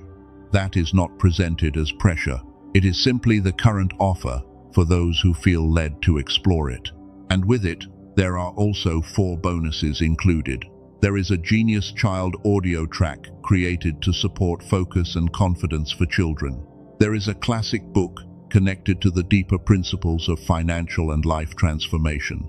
There is a guided visualization for imagining your ideal life in money, love, health, and happiness. And there is an infographic with 5 key habits to help shape a better future. It also comes with a money-back guarantee, which matters because trust matters. If you explore it and feel it is not for you, you are not trapped. You are not being asked to take some reckless leap. You are being invited to investigate something that may support your inner clarity. And I want to say this carefully. If you search for this randomly, you may come across imitations, fake versions, or ordinary audio tracks using the name without the actual intended technology behind it. So if you do feel led to explore the Genius song, use the official link placed in the description and pinned comment connected to this message. That is the way to make sure you are seeing the right version with the bonuses and guarantee included. Do not receive this as pressure. Receive it as an option. If your spirit does not feel drawn to it, continue with the wisdom of this message and take what is for you. But if something in you has been feeling that your mind is too noisy, your intuition is buried, your clarity is blocked, and your inner world needs support returning to a cleaner frequency, then the 7-minute ritual may be something to explore. The link is in the description and the pinned comment for those who feel called to look deeper. And now, come back to the heart of this message, because no tool is the relationship. No audio track replaces character. No ritual replaces discernment. No practice replaces the sacred responsibility of becoming someone who can love and be loved with truth. The tool may support clarity, but you must still choose maturity. You must still choose not to chase. You must still choose not to test love until it breaks. You must still choose not to overgive from fear. You must still choose not to turn someone into a god because they make you feel seen. You must still choose to stay rooted in who you are becoming, because the connection coming into your life is not meant to become your new source of identity. It is meant to meet the identity that has already been forming in you. That is important. If you make this person your source, you will fear losing them every day. If you make their attention your oxygen, you will panic whenever they need space. If you make their choice the proof of your worth, you will become a prisoner to their mood. If you make their presence your whole life, you will stop being the person they were drawn to in the first place. The person who is meant for you is not coming to replace your foundation. They are coming to stand beside it. And if your foundation is still built on insecurity, even a beautiful connection can become heavy. That is why the next inner command is simple, but not easy. Do not hand your throne to anyone who was meant to stand beside you. Hold that inside. Do not hand your throne to anyone who was meant to stand beside you. This does not mean you do not love deeply. It means you do not worship what was meant to be cherished. It means you do not make a person responsible for the healing that belongs to your own soul. It means you do not confuse partnership with surrendering your identity. It means you can love someone, honor someone, desire someone, and still remain seated in the truth of who you are. Because if this person is truly aligned, they will not want you empty. They will not want you erased. They will not want you orbiting them like you have no calling, no rhythm, no inner life, no purpose, no relationship with the divine outside of them. They will want the whole you, the grounded you, the living you, the cold you, the peaceful you, the you who has a life, not just a longing, the you who can love without disappearing. This is what separates sacred relationship from attachment. Attachment says, I need you to complete me. Sacred relationship says, I want to meet you from the wholeness I am still growing into. Attachment says, if you leave, I become nothing. Sacred relationship says, I can love you deeply without making you the owner of my soul. Attachment says, I must control you to feel safe. Sacred relationship says, I must remain honest, and what is truly aligned will not require captivity. That is the love you are being prepared for. And yes, it may still challenge you. It may challenge your independence. It may challenge your fear. It may challenge your old definitions of chemistry. It may challenge your habit of expecting disappointment.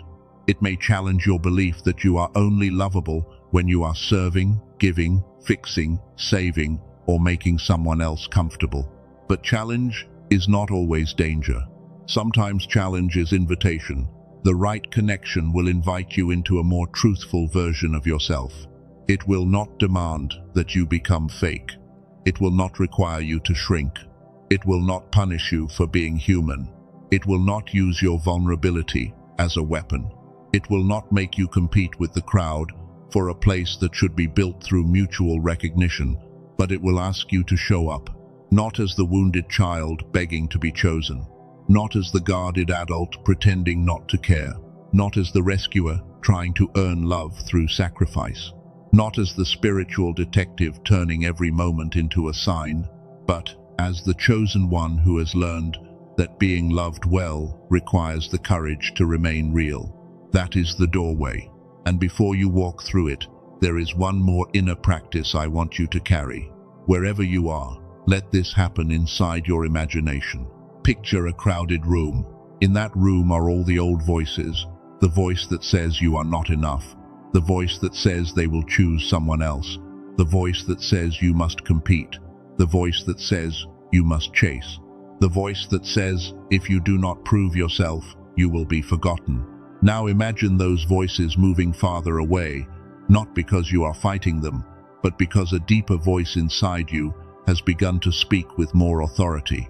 That deeper voice says, I will not compete with the crowd for what recognizes my soul.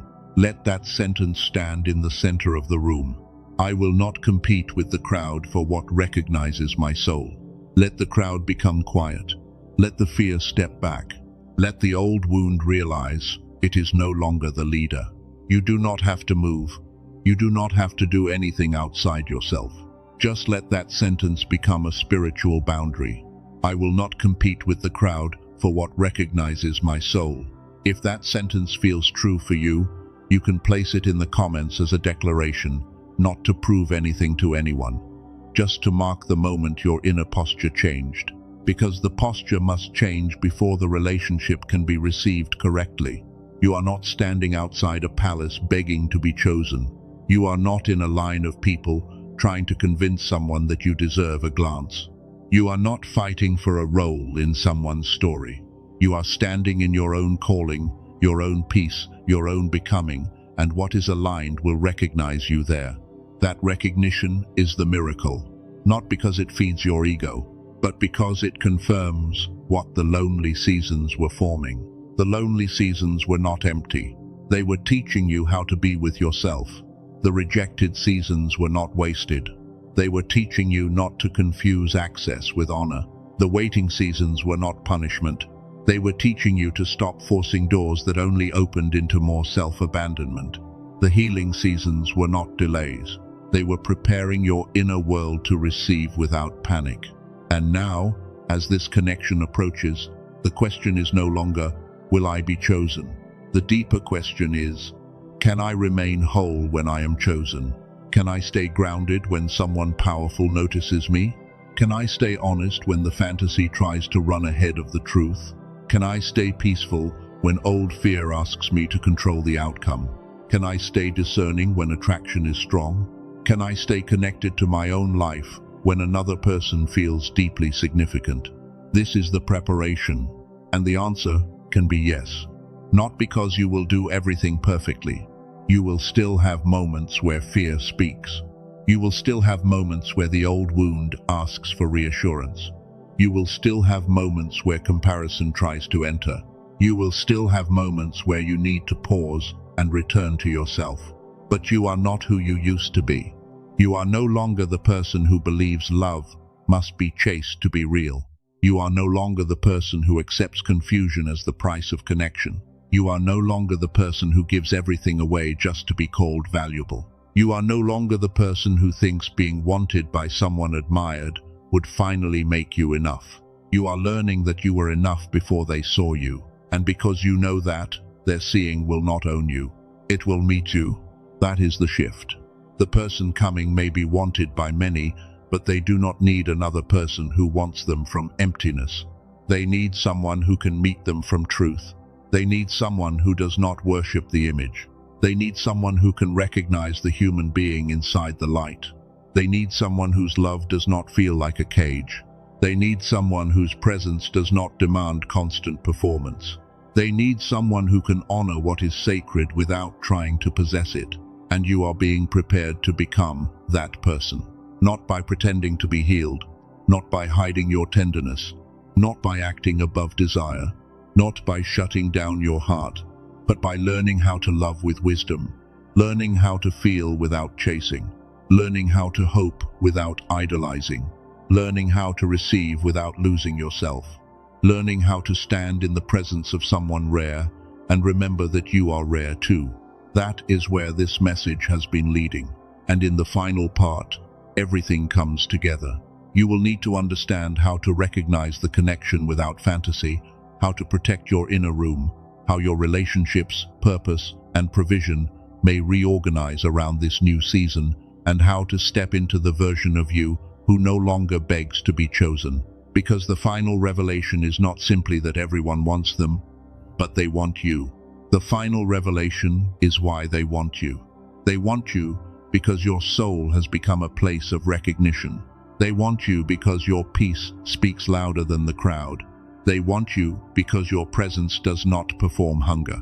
They want you because something in you feels like home to the part of them the world keeps missing. But before you can fully receive that, you must become the person who knows how to hold sacred love without turning it into fear. That is what we enter next. We enter it by learning how to recognize love without turning it into fantasy.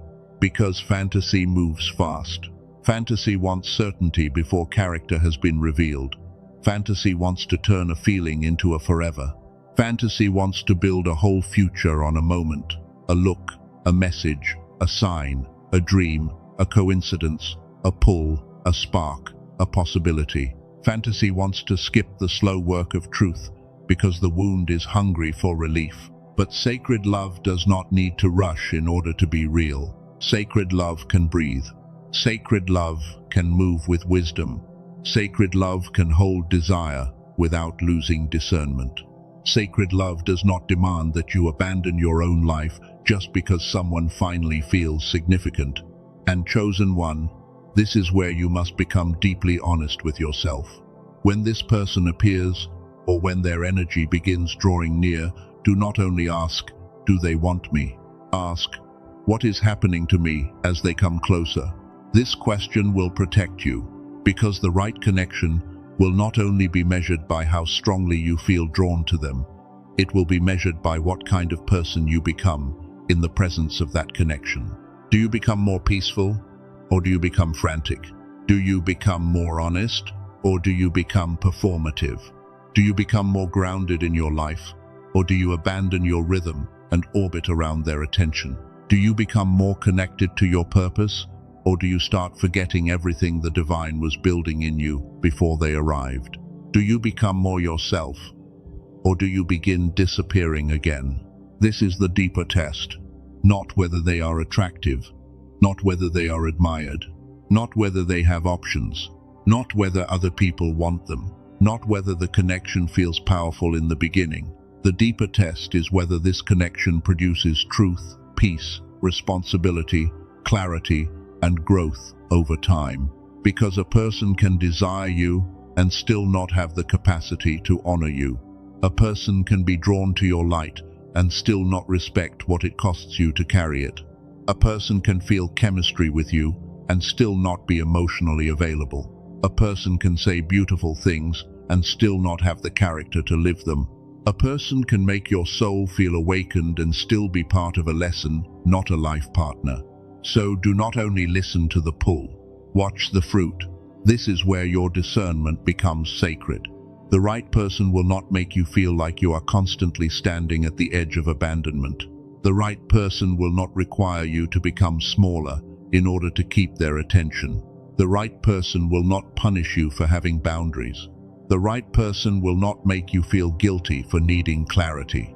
The right person will not make love feel like a competition where you must keep winning your place. The right person may challenge you, but they will not constantly confuse you. They may stretch you, but they will not erase you. They may reveal your fears, but they will not use those fears against you.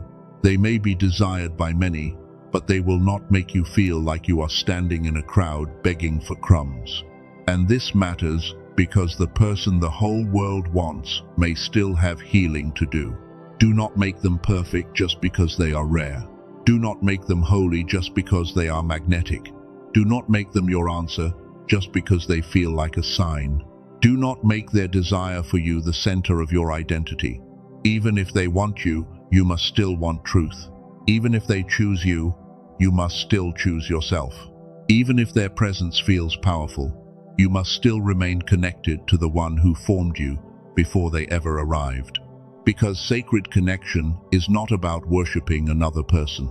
It is about two people meeting in a way that honors what the divine has been building in both of them. That is why your inner room matters.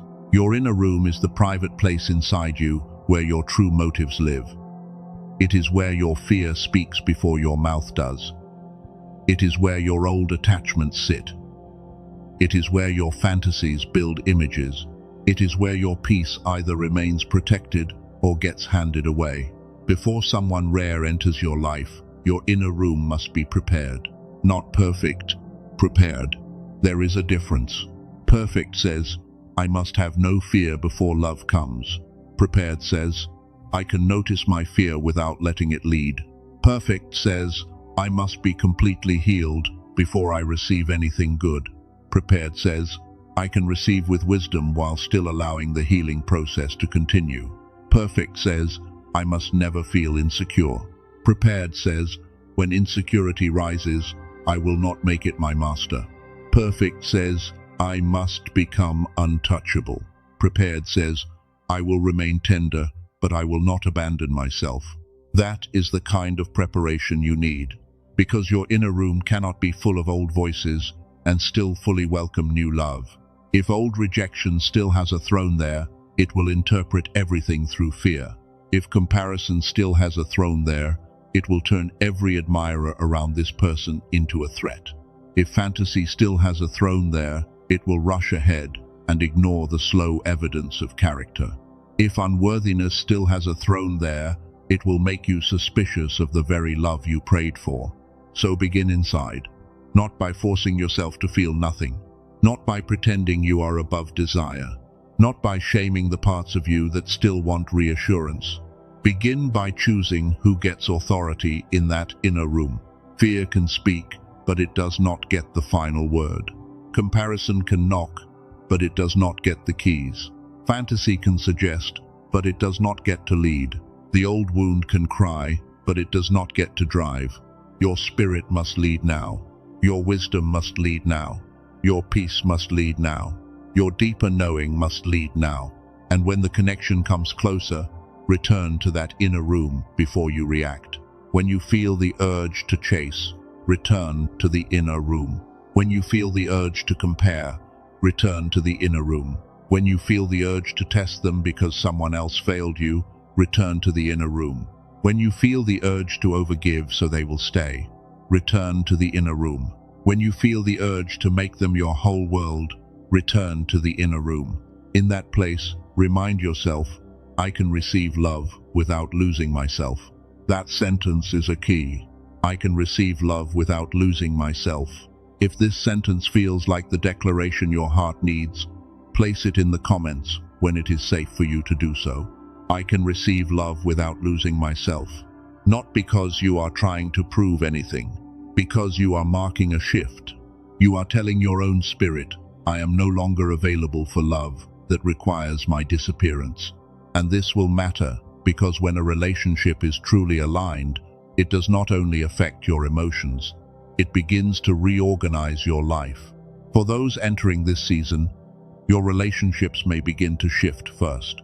People who had easy access to the old version of you may start feeling your distance, not because you hate them, not because you think you are better, but because your life can no longer be built around managing everyone else's comfort while ignoring your own calling. Some people will understand, some people will not. Some people will celebrate your growth. Some people will feel rejected by your boundaries. Some people will try to make you feel guilty for becoming less available to dysfunction. Some people will accuse you of changing because they were more comfortable when you were exhausted, overextended, and easy to reach. Do not let that guilt pull you backward. When sacred love enters, it often requires sacred space. Not secrecy built from fear, but privacy built from wisdom. Not isolation, but discernment. Not cutting everyone off, but refusing to let every voice speak into something that must be protected while it is still forming. There are connections that die because too many unhealed people were allowed to breathe their opinions on them before the roots had time to grow. Do not announce sacred things too early. Do not invite every jealous eye into your garden. Do not let people who never honored your healing become advisors over your future. Not everyone who knows your past is qualified to interpret your new season. Some people only know the version of you they could control, need, criticize, or underestimate. When they see you being chosen differently, they may not know how to bless it. They may question it. They may project onto it. They may try to remind you of who you were before you healed. But chosen one, you are allowed to outgrow the rooms that only recognize the wounded version of you. You are allowed to protect what is still tender. You are allowed to keep certain blessings quiet until they are strong enough to stand. You are allowed to love people and still not give them authority over your sacred decisions. That is relationships reorganizing. Purpose may reorganize next. The right connection will not pull you away from your calling. It will reveal where your calling needs more devotion. This is how you will know the difference between attachment and alignment. Attachment makes you forget your purpose. Alignment strengthens it. Attachment makes you abandon your routines. Alignment gives your life deeper rhythm. Attachment makes another person the center of your existence. Alignment reminds you that love is part of your life, not the replacement for your life. Attachment says, I finally have someone, so I can stop becoming. Alignment says, I am loved, and now I have more courage to become. The person coming may inspire you to rise, not because they pressure you, not because they make you feel small, but because being near someone who carries weight can remind you of the weight you carry too. They may awaken discipline in you. They may awaken vision in you. They may awaken creativity in you. They may awaken a desire to become healthier, clearer, more honest, more focused, more alive. This is not about changing yourself to be worthy of them. It is about becoming more faithful to the life that was already placed inside you. The wrong person distracts you from your assignment. The right person helps you hear it more clearly.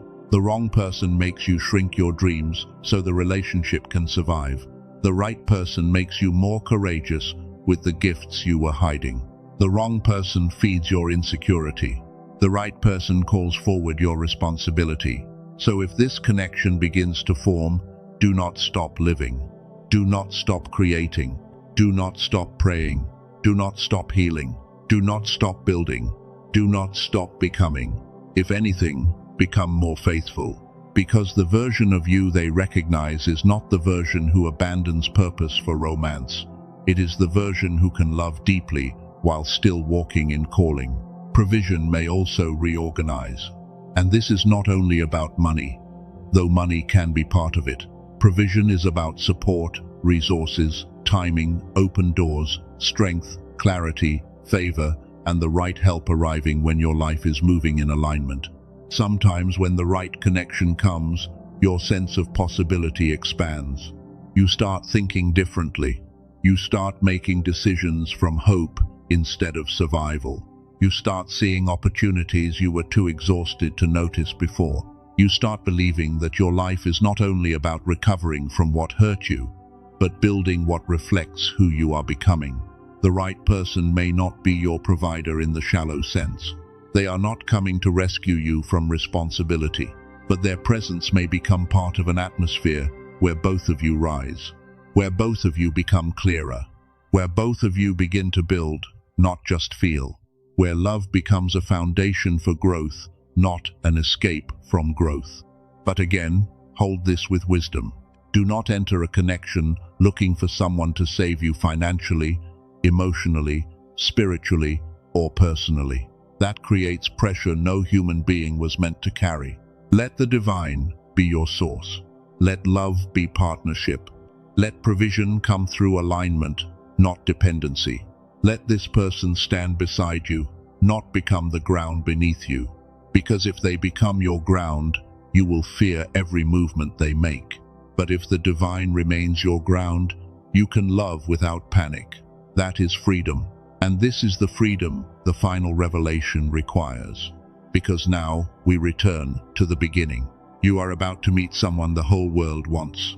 Or for some of you, you may already sense them near. You may already have crossed paths. You may already know there is someone whose presence feels different, but you have been afraid to trust it, afraid to name it, afraid to believe something so rare could look in your direction. But the message was never simply, they are wanted by many, and they want you. The deeper message is, they are wanted by many for the outside, but they will want you because of the sanctuary inside you. They are wanted by many for what their image gives. They will want you because your presence gives them permission to be real. They are wanted by many because people want access. They will want you because you bring reverence. They are wanted by many because people see the crown. They will want you because you can recognize the weight of carrying it. They are wanted by many because people are drawn to their light. They will want you because you do not try to steal that light, cage that light, or use that light to feel important. They are wanted by many because they look like a prize. They will want you because you do not treat them like an object to win. They are wanted by many because the world loves what shines. They will want you because you understand what it costs to shine after surviving darkness. That is the revelation. You are not their escape from the world. You are not their trophy. You are not their worshipper. You are not their fixer. You are not their shadow.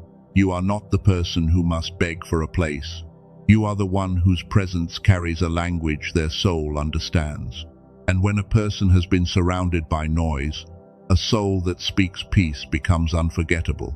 But to hold this blessing correctly, you must become the person who no longer begs to be chosen. So let this final inner picture settle inside you. Imagine yourself standing before two doors again. The first door is loud. Behind it are all the old patterns, chasing, proving, comparing, waiting for crumbs, reading signs from people who will not give clarity, making yourself smaller, giving too much, hoping inconsistency will become love if you are patient enough. That door may feel familiar. It may even feel exciting, because chaos often knows how to imitate chemistry. But you know where it leads. Now imagine the second door. It is quieter. There is no crowd pushing behind you. There is no race. There is no panic. There is no need to perform. There is no voice saying, "Hurry," before someone else gets what is yours. Behind this door is a version of love that does not require you to abandon your peace. A love that can see you without consuming you. A love that can choose you without owning you.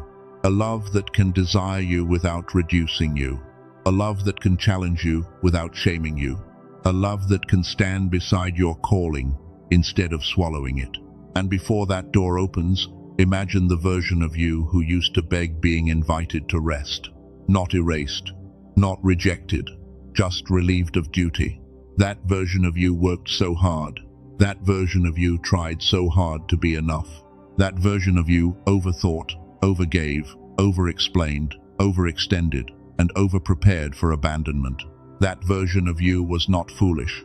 That version of you was hurting. So do not hate them. Bless them. Tell that younger, tired, searching part of you, you do not have to fight for love anymore. You do not have to compete with the crowd anymore. You do not have to become false to be recognized anymore. You do not have to trade your peace for proximity anymore. You do not have to turn desire into desperation anymore.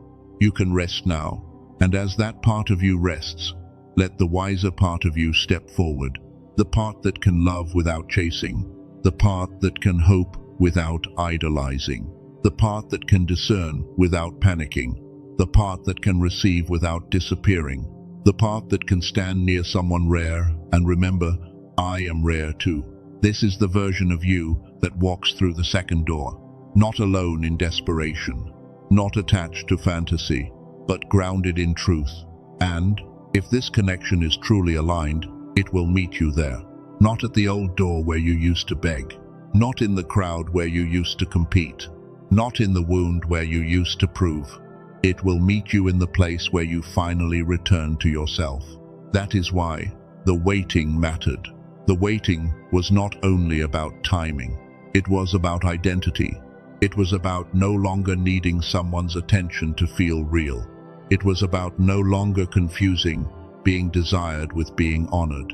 It was about no longer thinking love has to feel unstable to feel alive. It was about no longer handing your worth to people who could not recognize it. It was about becoming someone who can be chosen without becoming possessed by the fact that you were chosen. That is emotional freedom, and the person coming will feel that freedom. They will feel that you are not trying to trap them. They will feel that you are not trying to use them. They will feel that you are not trying to become important through them. They will feel that you have your own connection to the divine, your own purpose, your own inner ground, your own becoming. They will feel that your love has space in it. And for a person who has been wanted by people who only knew how to grab, that space will feel sacred. Do you understand now? The whole world may want them, but the whole world may not know how to hold them. The whole world may admire them, but the whole world may not know how to see them. The whole world may reach for them, but the whole world may not know how to honor them. The whole world may desire their light, but the whole world may not understand their hidden night. You will, not because you are perfect, because you have walked through your own night and still chose not to become darkness, because you have carried your own loneliness and still learned to become presence, because you have known rejection and still refused to make love a weapon, because you have been unseen and still learned how to see. That is why your story is changing. But as it changes, stay humble, stay grounded, stay discerning, stay connected to your life. Do not let this message make you chase a fantasy. Let it bring you back to truth. Do not let this message make you idolize a person. Let it remind you that the right person will honor the divine work in you.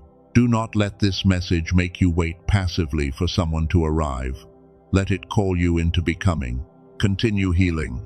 Continue building. Continue listening. Continue protecting your peace. Continue honoring your body, your mind, your spirit, your calling, your boundaries, your future. Because love is not the end of your becoming. It is one of the places where your becoming gets revealed. And when the right person comes, they will not be threatened by the life you are building. They will not need you empty. They will not need you small. They will not need you confused. They will not need you desperate. They will recognize the version of you that has been formed through fire and softened by grace. And you will recognize them too. Not because everything will be dramatic. Not because the sky will open. Not because every sign will be obvious. But because something in the connection will invite peace, truth, maturity, and a deeper return to yourself. You will not feel the need to become someone else. You will not feel the need to beg for a seat. You will not feel the need to compete with every person around them. You may still feel nervous. You may still feel the weight of vulnerability. You may still need time, but underneath it, there will be a quiet knowing. Not frantic, not possessive, not desperate, quiet. A knowing that says, I can be seen here. A knowing that says, I do not have to perform here. A knowing that says, I can move slowly and still be safe. A knowing that says, if this is truly aligned, it will honor truth. That is what you are looking for. Not the loudest spark. Not the most dramatic sign. Not the person who activates your fear and calls it passion. Look for the fruit. Look for peace. Look for consistency. Look for reverence. Look for mutuality. Look for truth. Look for the version of yourself that rises in the connection. And if the connection does not produce those things, release it without making your worth collapse. Because being chosen by the wrong person is not a blessing. Being desired without being honored is not enough.